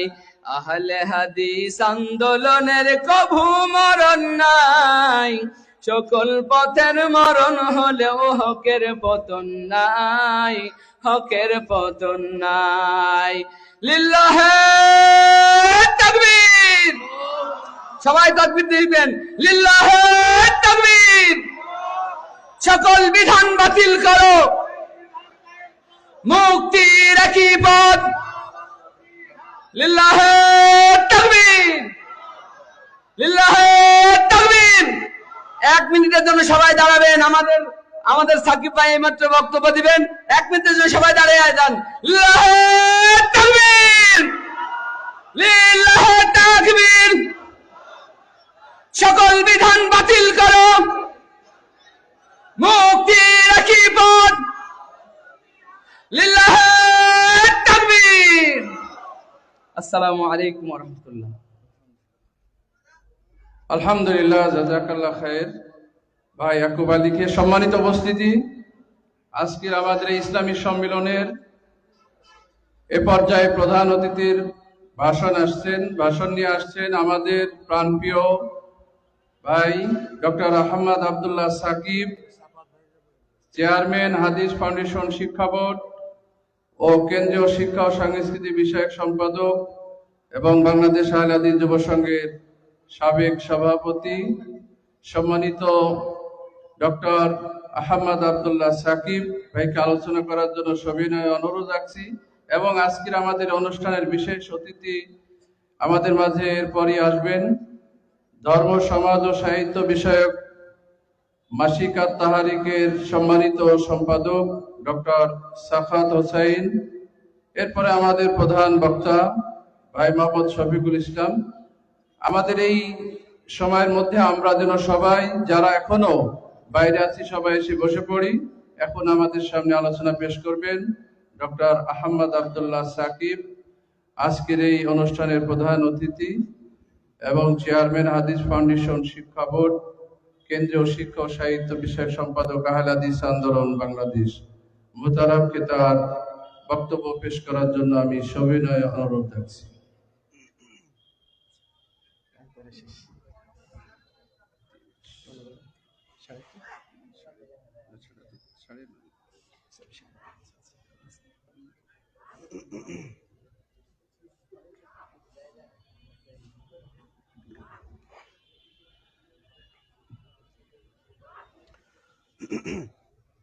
السلام عليكم ورحمة الله وبركاته. السلام عليكم ورحمة الله وبركاته. الحمد لله رب العالمين والعاقبة للمتقين والصلاة والسلام على أشرف الأنبياء والمرسلين نبينا محمد وعلى آله وصحبه أجمعين ومن تبعهم بإحسان إلى يوم الدين. أما بعد، فأعوذ بالله من الشيطان الرجيم. بسم الله الرحمن الرحيم. قل يا أهل الكتاب تعالوا إلى كلمة سواء بيننا وبينكم ألا نعبد إلا الله ولا نشرك به شيئا ولا يتخذ بعضنا بعضا أربابا من دون الله. وعن ابن عمر رضي الله عنهما قال سمعت رسول الله صلى الله عليه وسلم يقول إذا تبايعتم بالعينة وأخذتم أذناب البقر ورضيتم بالزرع وتركتم الجهاد سلط الله عليكم ذلا لا ينزعه حتى ترجعوا إلى دينكم. رواه أحمد وأبو داود بإسناد صحيح. আহলে হাদিস আন্দোলন বাংলাদেশ আহলে হাদিস যুব সংঘ মেহেরপুর জেলা কর্তৃক আয়োজিত আজকের এই ইসলামী সম্মেলনের সম্মানিত সভাপতি, মাননীয় অতিথি মণ্ডলী, ওলামায়ে কেরাম, সম্মানিত দায়িত্বশীল বৃন্দ, মেহেরপুর জেলার বিভিন্ন প্রান্ত থেকে আগত সম্মানিত সুধী মণ্ডলী, প্রাণপ্রিয় তরুণ যুবক ভাইয়েরা, পর্দা আলের মা বোনেরা, প্রশংসা আল্লাহ রাব্বুল আলামিনের জন্য যার অশেষ রহমতে প্রতি বছরের ন্যায় এই বছরও আজকে আমরা মেহেরপুরের প্রাণকেন্দ্রে এই শামসুজ্জামান পার্কে পবিত্র কোরআন এবং সহিহ হাদিস থেকে কিছু আলোচনা শোনার জন্য এবং এই সমাজের বুকে তাওহীদ এবং সুন্নাতের দাওয়াত ছড়িয়ে দেওয়ার জন্য একত্রিত হতে পেরেছি। যিনি আমাদেরকে সুস্থ রেখেছেন, নিরাপদে রেখেছেন, তার উদ্দেশ্যে আমরা অন্তঃস্থল থেকে শুকরিয়া আদায় করছি। আলহামদুলিল্লাহ। দুরূদ ও সালাম বর্ষিত হোক শেষ নবী আহমদ মুস্তাফা মুহাম্মদ মুস্তাফা সাল্লাল্লাহু আলাইহি ওয়াসাল্লামের প্রতি, যিনি আমাদের একমাত্র আদর্শ, যার আদর্শের উপরেই আমাদের জীবন পরিচালনা করা আমাদের জন্য ফরজ, এবং সেই আদর্শের প্রচার এবং প্রসারের জন্য আজকে আমরা এখানে একত্রিত হয়েছি। সেই রাসূলের উদ্দেশ্যে আমরা সংক্ষেপে দরুদ পাঠ করছি। আল্লাহুম্মা সাল্লি আলাইহি আল্লাহুম্মা বারিক আলাইহি। সম্মানিত উপস্থিতি, আজকে মেহেরপুর জেলা আমরা এসেছি। আসার পরে প্রথমে যে কথাটি বলেছিলাম, মেহেরপুর জেলাবাসীদের সামনে খুব বেশি বক্তব্য দেওয়ার প্রয়োজন নেই, এই কারণে যে তারা অন্যান্য জেলার তুলনায় অনেক বেশি অগ্রসর। এখানে যারা আলহামদুলিল্লাহ আছেন, অধিকাংশই তারা দিন সম্পর্কে বেশ ভালো ধারণা রাখেন, ভালো জ্ঞান রাখেন। তাদের কাছে নতুন করে যে মেসেজগুলো আমরা রেগুলার দেই, সেগুলো নতুন করে না দিলেও বোধহয় চলবে। দ্বিতীয়ত, এই সেই মেহেরপুর, যে মেহেরপুরকে মোহতারাম আমিরে জামাত অত্যন্ত ভালোবাসেন। এবং আমার মনে হয় মেহেরপুর জেলায় ইসলামী সম্মেলন বা জেলা সম্মেলন এই প্রথমবারের মতো তার অনুপস্থিতি হতে যাচ্ছে। আমি জানি যে এটা আপনাদের জন্য একটা কষ্টের কারণ, ওনার জন্য কষ্টের কারণ, আপনাদের জন্য একটা কষ্টের কারণ। তবে আমরা মনে করে দিতে চাই সেই কথাটি কোরআনে, যেখানে আল্লাহ রাব্বুল আলামিন বলেছেন, যদি মুহাম্মদুর রাসূলুল্লাহ সাল্লাল্লাহু আলাইহি ওয়াসাল্লাম তিনি যদি মারা যান অথবা তাকে নিহত করা হয়, ইনকালাবতুম আলা আকাবিকুম, তোমরা কি তোমাদের আগের পথে ফিরে যাবে? আমরা আজকে একই কথাই বলতে চাইবো, মুহতারাম আমিরে জামাত আজকে আসেন নাই, হয়তো ভবিষ্যতে আর কখনো মেহেরপুরের মাটিতে পা নাও রাখতে পারেন। সেজন্য কি আমরা আমাদের আকীদা, আমাদের মানহাজ, আমাদের আদর্শ কি কখনো ভুলে যাব? আহলে হাদিস আন্দোলনের কভু মরণ নাই, তাই না? একটু আগে শুনলাম আমরা, সকল পথের মরণ হলেও হকের পতন নাই। যে হক আমরা গ্রহণ করেছি, আল্লাহ রাব্বুল আলামিন যে হক গ্রহণ করার তৌফিক আমাদেরকে দিয়েছেন, এই হক ছাড়ার জন্য না, এই হক থেকে দূরে সরে যাওয়া এটা আমাদের পক্ষে কোনো অবস্থাতেই সম্ভব নয়। মুহতারামের জামাত আসুন আর নাই আসুন, যে আদর্শ তিনি আমাদের মাঝে রেখে গেছেন, যে আদর্শের প্রচার এবং প্রসার তিনি ঘটিয়েছেন, এই আদর্শ ইনশাআল্লাহ আমাদের প্রত্যেকের বুকের মাঝে সংরক্ষিত থাকবে। এবং যতদিন আমরা পৃথিবীর বুকে বেঁচে থাকবো, এই আদর্শকে সমাজের প্রতিটা কোনায় কোনায় ইনশাআল্লাহ আমরা ছড়িয়ে দেব। আমরা রাজি আছি ইনশাআল্লাহ। আল্লাহ রাব্বুল আলামিন আমাদের এই নেক মাকসাদ, নেক নিয়তকে যেন কবুল করে নেন, আল্লাহুম্মা আমিন। সম্মানিত উপস্থিতি, আমাদের সেক্রেটারি জেনারেল এখানে উপস্থিত নেই। আমরা গত মাসে মালয়েশিয়া সফরে গিয়েছিলাম। মালয়েশিয়ার একটা প্রত্যন্ত এলাকায়, পাহাং প্রদেশের একদম এমন একটা জায়গায় গিয়েছিলাম যে জায়গাতে সাধারণত মানুষ যায় না। একটা পাম বনের মধ্যে, বিশাল পাম বন, প্রায় 100 কিলোমিটার ব্যাপী হতে পারে। সেই পাম বনের মাঝখানে আমরা এক বাঙালি ভাইয়ের সাথে দেখা করতে গিয়েছিলাম। সেখানে যে বাংলাদেশ আহলে যুব সংঘের মুজিবনগরের এক কর্মী ভাইকে আমরা খুঁজে পেয়েছিলাম। খুঁজে পেয়ে আমরা এতটাই আনন্দিত হয়েছিলাম, মানে ভাষায় প্রকাশ করার মতো না। আজকের এই মাহফিলে সেটা আসলে না বলে পারলাম না। যদি সেক্রেটারি জেনারেল থাকতেন, উনি নিশ্চয়ই খুশি হতেন, এবং উনি বলেছেন কিনা আমি জানি না, কিন্তু উনি এত খুশি হয়েছিলেন, মানে ভাষায় প্রকাশ করার মতো না। এই মেহেরপুর আলহামদুলিল্লাহ আমাদের সবারই অন্তরের মধ্যে আছে। মেহেরপুর ইনদানা মাহবুবুন জিদ্দান।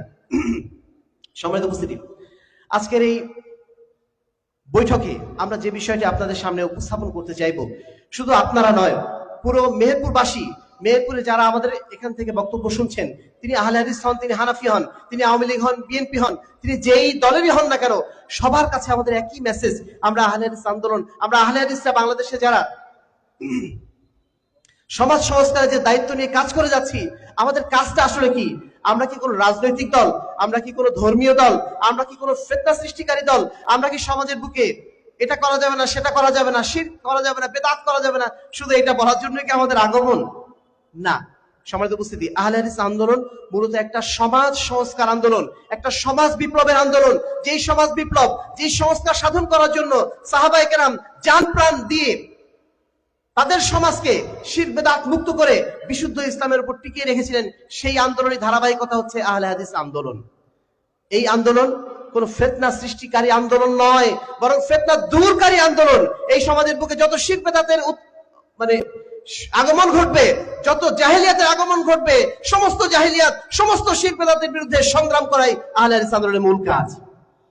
সম্মানিত উপস্থিতি, অনেকেই মনে করেন যে এরা তো রাজনীতি করে না, এরা তো ক্ষমতার জন্য কিছু করে না, ক্ষমতার কোনো শেয়ার এদের মধ্যে নেই, কোনো স্টেক নেই, দেশের রাজনীতিতে সিদ্ধান্ত নেওয়ার মতো কোনো অবস্থান তাদের নাই।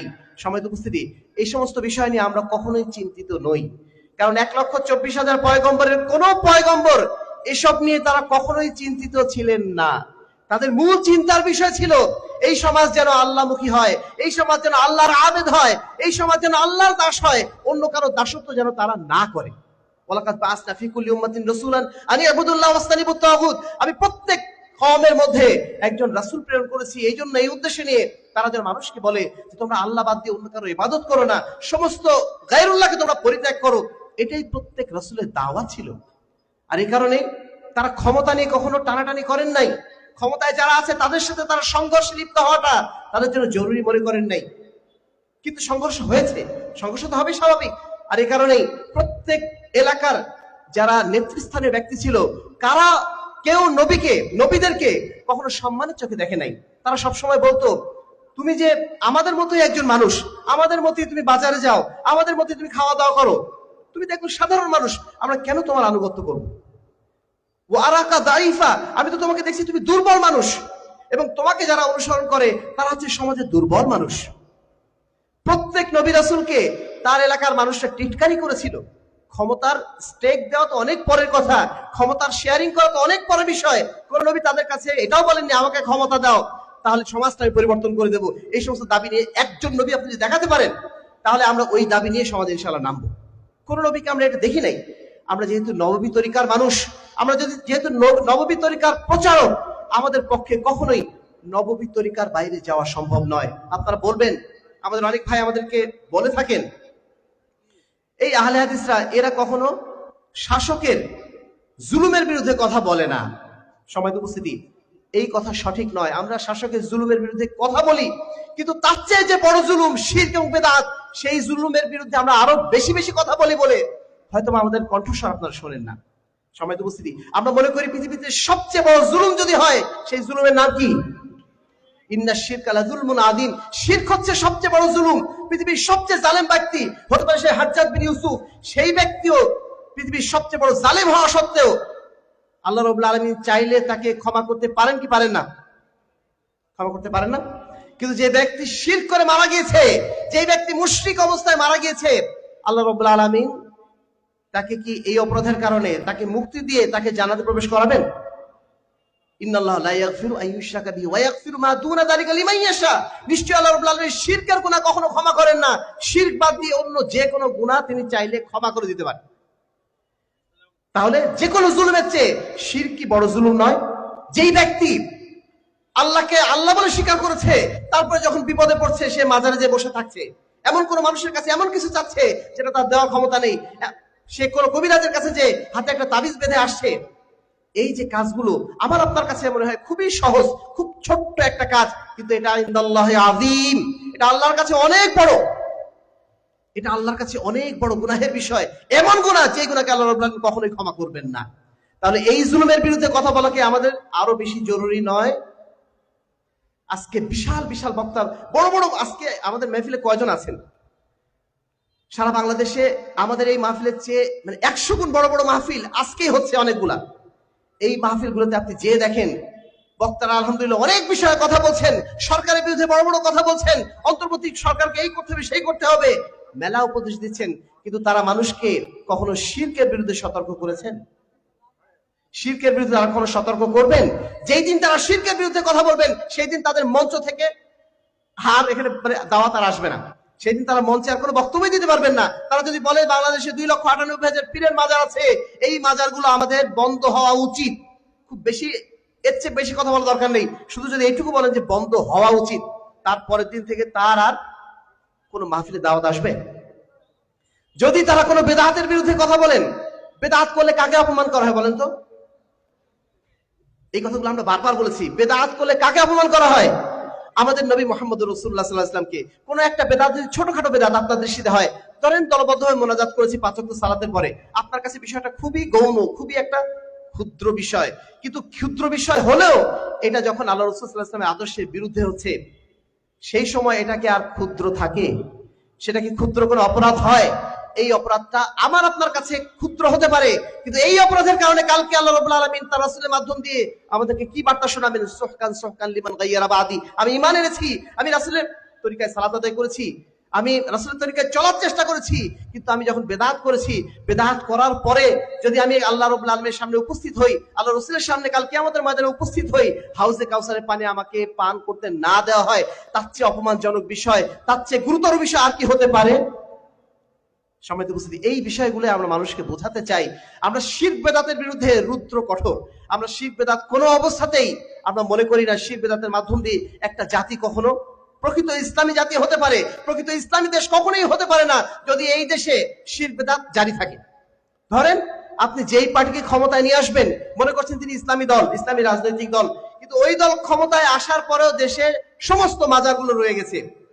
ওই দল ক্ষমতায় আসার পরেও বেদাতের বিরুদ্ধে কেউ সচেতন হচ্ছে না, ওই দলকে বা ওই রাষ্ট্রকে আপনি ইসলামী দেশ বলবেন? সম্মানিত উপস্থিতি, আমার মনে হয় আপনাদের বুঝতে কষ্ট হচ্ছে। আবার বলছি, পৃথিবীতে একটা দেশ আছে, সেই দেশটার নাম হচ্ছে ইরান। নাম শুনেছেন আপনারা?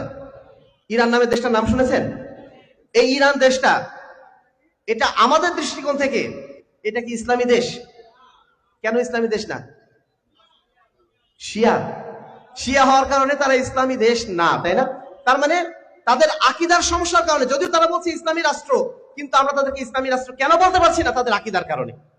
তাদের আকীদার কারণে আমরা দেশটাকে ইসলামী রাষ্ট্র বলতে পারছি না, অথচ তারা কিন্তু ইসলামের অন্যান্য মোটামুটি কিছু ফলো করে, কিন্তু ইসলামী দেশ বলতে পারছি না তাদের আকীদার কারণে। এই বাংলাদেশে যদি কখনো ইসলামী দলগুলো ধরেন আসলো, কোন একটা ইসলামী দল যারা মাজার পূজারী, এই দল আসার অর্থ কি বাংলাদেশে ইসলাম কায়েম হয়ে গেছে? সময় উপস্থিতি, এই কারণে আমরা কখনোই মনে করি না ক্ষমতার মাধ্যম দিয়ে ইসলাম কায়েম হবে। ইসলাম কায়েম হবে মূলত আদর্শের মাধ্যম দিয়ে। এই জন্য আদর্শের প্রচার, আদর্শের চর্চাটাকে আমরা দিনের মূল কাজ মনে করি। এটাই আমাদের আন্দোলন, আমাদের সমাজ বিপ্লবের মূল সূত্র, এটাই আমাদের সমাজ সংস্কারের মূল কার্যক্রম। অনেকেই বলে থাকেন যে আপনাদের দ্বারা তাহলে তো মানে কি বলবো, রাষ্ট্র ক্ষমতায় যাওয়ার কোনো সুযোগ নেই। রাষ্ট্র ক্ষমতায় যাওয়ার জন্য আপনাদের প্ল্যানটা কি? এই রাষ্ট্রকে ইসলামী রাষ্ট্রে পরিণত করার জন্য আপনাদের প্ল্যানটা কি? সমাজ উপস্থিতি, ওই লাইনে আমরা এবার যাব। প্রথমে আপনাদের কাছে মৌলিক উদ্দেশ্যটা বলে নিই। আহলে হাদিস ইসলামের মৌলিক উদ্দেশ্য হচ্ছে শিরক বিদআতের বিরুদ্ধে সংগ্রাম তারা চালায়, তাওহীদ এবং সুন্নাহ প্রতিষ্ঠার জন্য তারা সংগ্রাম চালায়। তাদের সংস্কারের মূল ভিত্তি হচ্ছে তাওহীদ এবং সুন্নাহ। তারা বিশ্বাসের ক্ষেত্রে প্রত্যেক মুসলমানকে শুধুমাত্র আল্লাহর ইবাদতমুখী করতে চায়, শুধুমাত্র আল্লাহর দাসত্বের অধীনে তাদেরকে ঐক্যবদ্ধ করতে চায়, এবং আমলের ক্ষেত্রে, মুআমালাতের ক্ষেত্রে, মুআশারাতের ক্ষেত্রে তারা আল্লাহ রাসূল সাল্লাল্লাহু আলাইহি ওয়াসাল্লামের আদর্শের অনুসারী বানাতে চায়। এই দুটো মৌলিক পয়েন্ট হচ্ছে আহলে হাদিসদের পয়েন্ট। আমরা তাওহীদ এবং সুন্নাতের পক্ষে এবং শিরক এবং বিদআতের কি বিপক্ষে। এই অবস্থানটাকে আমরা বুঝতে পেরেছি ইনশাআল্লাহ। পৃথিবীর সমস্ত মানুষের কাছে আমাদের একটাই দাওয়াত, যেই দাওয়াত আল্লাহ রাব্বুল আলামিন তার রাসূলের মাধ্যম দিয়ে আমাদের সামনে দিয়েছেন। আল্লাহ রাব্বুল আলামিন বলছেন, কুল ইয়া আহলাল কিতাব, হে আহলে কিতাবের দল, তাআলাউ ইলা কালিমাতিন সাওয়াইন বাইনানা ওয়া বাইনাকুম, তোমরা ওই কালেমার দিকে আসো যেই কালেমা আমাদের এবং তোমাদের জন্য সব সমান। সেই কালেমাটা কি? আল্লাহ নাবুদা ইল্লাল্লাহ, আমরা শুধুমাত্র আল্লাহর ইবাদত করব, শুধুমাত্র আল্লাহরই দাসত্ব করব, শুধুমাত্র আল্লাহরই বিধান মেনে চলবো, আল্লাহ বাদ দিয়ে অন্য কারো বিধান আমরা মেনে চলবো না। ওয়ালা নুশরিকু বিহি শাইআ, এবং আল্লাহর সাথে অন্য কাউকে আমরা শরীক করব না। আল্লাহকেও মানে, আবার আব্রাহাম লিঙ্কনকেও মানি, আল্লাহকেও মানি, অ্যাডাম স্মিথকেও মানি। এই রকম দ্বিমুখী নীতি আমরা বিশ্বাস করি না। আমরা নিরঙ্কুশ তাওহীদে বিশ্বাস করি, যে এই তাওহীদের মধ্যে কোনো প্রকার শিরক মিশ্রিত নয়। ওয়ালা ইয়াতাখিযু বা'দুনা বা'দান আরবাবাম মিন দুনিল্লাহ, এবং আল্লাহকে বাদ দিয়ে আমরা পরস্পরকে আমাদের রব বানিয়ে নেব না। এমন কোন ব্যক্তিকে আমরা সামনে নিয়ে আসবো না যে না, আমার মাযহাবের ইমাম তিনি যখন বলেছেন আল্লাহ রাসূলের হাদিস আছে, থাক, আমার মাযহাবের ইমাম যেহেতু বলেছেন সেটাই আমার কাছে গ্রহণযোগ্য। এই ধরনের কোনো কথা কোন আহলে হাদিস কখনো বলতে পারে? পৃথিবীর সবচেয়ে শ্রেষ্ঠ মানুষটা, পৃথিবীর সবচেয়ে পবিত্র মানুষ আপনার দৃষ্টিতে হতে পারে, পৃথিবীর সবচেয়ে বড় নেতা আপনার সামনে হতে পারে, কিন্তু যদি তিনি কোরআন এবং হাদিসের বিপরীত কোনো কথা বলেন, তার কথাকে আমরা মেনে নিতে প্রস্তুত? সমাজে উপস্থিতি, আমাদের কণ্ঠস্বর কিন্তু জোরালো হচ্ছে না। আমরা কি কোনো অবস্থাতেই, যদি দলিল আমাদের সামনে উপস্থিত হয়, আমরা কি দলিল বাদ দিয়ে মানুষের কথা গ্রহণ করি? আমাদের কথা কি সামি'না ওয়া আতা'না, শুনলাম মেনে নিলাম? যখন আমাদের সামনে দলিল চলে আসে, দলিলের বিপরীতে যা কথা আমরা ছেড়ে দেই, যেটা দলিল অনুকূলে সেটাই আমরা গ্রহণ করে নেই। এজন্য আমরা আহলুল হাদিস। আমরা কখনো গোড়ামি করি না। কোনো বিষয়ে ফতোয়া আমাদেরও ভুল হতে পারে, মাসলা মাসাইল আমাদেরও ভুল হতে পারে, কিন্তু যেই মাসলা মাসাইল যদি আপনি দেখিয়ে দিতে পারেন কোরআন এবং হাদিসের বিপরীত কোন আমল আমরা করছি, ঠিক সেই মুহূর্তে অন্ততপক্ষে যারা আহলুল হাদিস, যারা সচেতন মুসলিম, তারা কখনোই এই কথা আমরা বলবো না যে আমার হুজুর তো এই কথা বলেছিল, তিনি কি ভুল করেছেন? আমার 14 পুরুষ এটা করে এসেছেন, তারা কি ভুল করেছেন? আমার 14 পুরুষ আলেম, আহলে হাদিস আলেম ছিলেন, তারা কি ভুল করেছেন? এই ধরনের কোনো কথা কোনো আহলে হাদিসের মুখ দিয়ে যদি আসে, তিনি আহলে হাদিস নন। আহলে হাদিস মানে সামি'না ওয়া আতা'না, শুনলাম মেনে নিলাম। যদি কোরআন এবং হাদিসের পক্ষে কোনো কথা আসে, সেই কথা মানতে আমাদের একটা সেকেন্ডও দেরি হবে না ইনশাআল্লাহ। এই কারণে আমরা আহলুল হাদিস। কিন্তু আহলে হাদিস বাদ দিয়ে পৃথিবীর যত দল আছে, ইমাম খাতিব আল বাগদাদি এই জন্যই বলছেন, কুল্লু ফিআতিন তাতাহাইয়াজু ইলা রাইন তারজিউ ইলাইহি, প্রত্যেক দলের কাছে একটা রায় থাকে, ইচ্ছা থাকে, সেই দিকে তারা ফিরে যায়। আও তাস্তাহসিন রাইয়ান তাকফু আলাইহি, অথবা কোন রায়ের দিকে, মতের দিকে, যেটা তাদের ভালো লাগে সেই দিকে তারা ফিরে যায়। সিওয়া আসহাবিল হাদিস, শুধু আহলে হাদিসরা বাদ দিয়ে। ফাইনাল কিতাব আউদাতুহুম, আল্লাহর কিতাব হচ্ছে তাদের মূল সম্বল। ওয়াস সুন্নাতু হুজ্জাতুহুম, এবং আল্লাহর রাসূলের সুন্নাত হচ্ছে তাদের দলিল। ওয়ার রাসূলু কুদওয়াতুহুম, এবং আল্লাহর রাসূল হচ্ছেন তাদের মূল আদর্শ। এটাই হচ্ছে আহলুল হাদিস। আহলুল হাদিসের মূল পরিচয় হচ্ছে এটা। এই পরিচয় নিয়ে আপনাদের কোনো দ্বিধাদ্বন্দ্ব কারোর মধ্যে আছে? সবার কাছে স্পষ্ট তো ইনশাআল্লাহ? আমরা কেন আহলে হাদিস আমরা জানি তো ইনশাআল্লাহ? কারণ আমরা তাওহীদ এবং সুন্নাতের অনুসারী, শিরক বিদআতের বিরোধী। এটুকু তো আমরা সবাই জানি ইনশাআল্লাহ। 2 নম্বরে এবার আসি, আমরা কিভাবে এই সমাজকে সংস্কার করতে চাই, আমাদের দ্বারা সমাজের পরিবর্তনটা কিভাবে আসবে, কিভাবে আমরা আশা করি, প্রত্যাশা করি যে না একদিন এই রাষ্ট্রেরও পরিবর্তন আমাদের মাধ্যম দিয়ে আসবে। কিভাবে আসবে সেই পথটাই আমরা ব্যক্ত করার চেষ্টা করব। প্রথমত আল্লাহ রাসূল সাল্লাল্লাহু আলাইহি ওয়াসাল্লামের, আল্লাহ রাব্বুল আলামিনের সেই বক্তব্যটা আমরা প্রথমে উল্লেখ করব। আল্লাহ রাব্বুল আলামিন সূরা নূরের 55 নম্বর আয়াতে বলছেন, ওয়াদাল্লাহু আল্লাযীনা আমানু মিনকুম ওয়া আমিলুস সালিহাত। আল্লাহ রাব্বুল আলামিন বলছেন, ওয়াদাল্লাহু আল্লাযীনা আমানু মিনকুম ওয়া আমিলুস সালিহাত লা ইস্তাখলিফান্নাহুম ফিল আরদি কামা ইস্তাখলাফাল লাযীনা মিন ক্বাবলিহিম। নিশ্চয় আল্লাহ রাব্বুল আলামিন ওয়াদা করেছেন যারা ঈমান এনেছে, এমন ঈমান যে ঈমানের সাথে শিরক নাই, ওয়া আমিলুস সালিহাত, তারা সৎ আমল করেছে, এমন সৎ আমল যার মধ্যে বিদআত নেই, লা ইস্তাখলিফান্নাহুম ফিল আরদি, নিশ্চয় আল্লাহ রাব্বুল আলামিন তাদেরকে অবশ্যই অবশ্যই খেলাফত দান করবেন। কামা ইস্তাখলাফাল লাযীনা মিন ক্বাবলিহিম, যেভাবে আল্লাহ রাব্বুল আলামিন অতীতের যারা সম্প্রদায় ছিল তাদেরকেও আল্লাহ রাব্বুল আলামিন খেলাফত দান করেছিলেন। শর্ত কি? ইয়াবুদুনানি ওয়ালা ইউশরিকুনা বি শাইয়্যা, তারা শুধুমাত্র আমার দাসত্ব করবে, আমার দাসত্বের কথা বলবে, মানুষকে বলবে তোমরা আল্লাহর বিধান মেনে চলো, ওয়ালা ইউশরিকুনা বি শাইয়্যা, এবং আমার সাথে অন্য কাউকে তারা শরীক করবে না। এই বৈশিষ্ট্য যাদের আছে আল্লাহ রাব্বুল আলামিন বলছেন লা ইস্তাখলিফান্নাহুম, আল্লাহ রাব্বুল আলামিন তাদেরকে অবশ্যই অবশ্যই ক্ষমতা দেবেন। আল্লাহ রাব্বুল আলামিনের এই ওয়াদাকে আমরা বিশ্বাস করি না অবিশ্বাস করি? আমাদের মধ্যে অনেকে অবিশ্বাস করি। আমরা অবিশ্বাস করি বলেই আমরা বলি যে না এসব দিয়ে হবে না, এত সব দাওয়াত দিয়ে কাজ হবে না, এত ঈমান আমলের সাথে আমরা করছি, লাভটা কি হচ্ছে, খেলাফত কই আল্লাহ দিচ্ছেন, এই ধরনের চিন্তা করে অনেকে বলছে যে না আমাদের এখন বিকল্প দেখতে হবে। সেই বিকল্পটা কি? বিকল্প হচ্ছে গণতন্ত্র। যেহেতু গণতান্ত্রিক সিস্টেম বর্তমানে চলছে, অতএব এই সিস্টেমে আমাদের ঢুকে ক্ষমতায় যেতে হবে। এটাই হচ্ছে আমাদের কি বলবো ক্ষমতায় যাওয়ার মাধ্যম। সম্মানিত উপস্থিতি, তাদের কাছে ক্ষমতাটাই সবচেয়ে বড় জিনিস। আমরা আগে বলেছি আহলে হাদিসদের কাছে আদর্শ সবচেয়ে বড় জিনিস, আর উনাদের কাছে ক্ষমতাটাই সবচেয়ে বড় জিনিস। এজন্য প্রয়োজনে আদর্শ বিকিয়ে দেবেন, তবুও তারা ক্ষমতায় যাওয়ার জন্য যে কোনো পথ অবলম্বন করতে তাদের দ্বিধা নেই। আর এই কারণেই তারা আজকে ক্ষমতার জন্য যা যা করছেন সেটা কখনো ইসলাম সমর্থন করতে পারে না। একজন মুসলমান কোন কাফেরের মন্দির যে পাহারা দিবে, সেখানে যে আল্লাহ রাব্বুল আলামিন তার উপর রহম করেছেন এই চিন্তা করবে, অথবা রোজা পূজাকে সমান করে দেখবে, অথবা আল্লাহ রাসূল সাল্লাল্লাহু আলাইহি ওয়াসাল্লাম, মুহাম্মদ সাল্লাল্লাহু আলাইহি ওয়াসাল্লাম, কৃষ্ণ দুর্গা সবাইকে সমান করে দেখবে, একাকার করে দেখবে, ভোটের স্বার্থে, মানুষের সন্তুষ্টির স্বার্থে, মানুষের ভোট নেওয়ার জন্য। একজন মুসলমানের জন্য এটা কি কখনো শোভা পায়? সম্মানিত উপস্থিতি, এই ঘটনাগুলো ঘটছে, ঘটবে, এমনিতেই ঘটবে। আপনি যখন আদর্শ ছেড়ে দেবেন, আপনি যখন ক্ষমতার লড়াইয়ে লিপ্ত হবেন, তখন আপনাকে আদর্শের ক্ষেত্রে অবশ্যই ছাড় দিতে হবে। কারণ আপনার মূল উদ্দেশ্য গণতান্ত্রিক সিস্টেমে মানুষের সন্তুষ্টি, আল্লাহর সন্তুষ্টি না। একজন মুসলমান কি আল্লাহর সন্তুষ্টির জন্য কাজ করে নাকি মানুষের সন্তুষ্টির জন্য? আপনি যখন গণতান্ত্রিক সিস্টেমে যাবেন, আপনার উদ্দেশ্য কি হবে? ভোট নেওয়া, তাই না?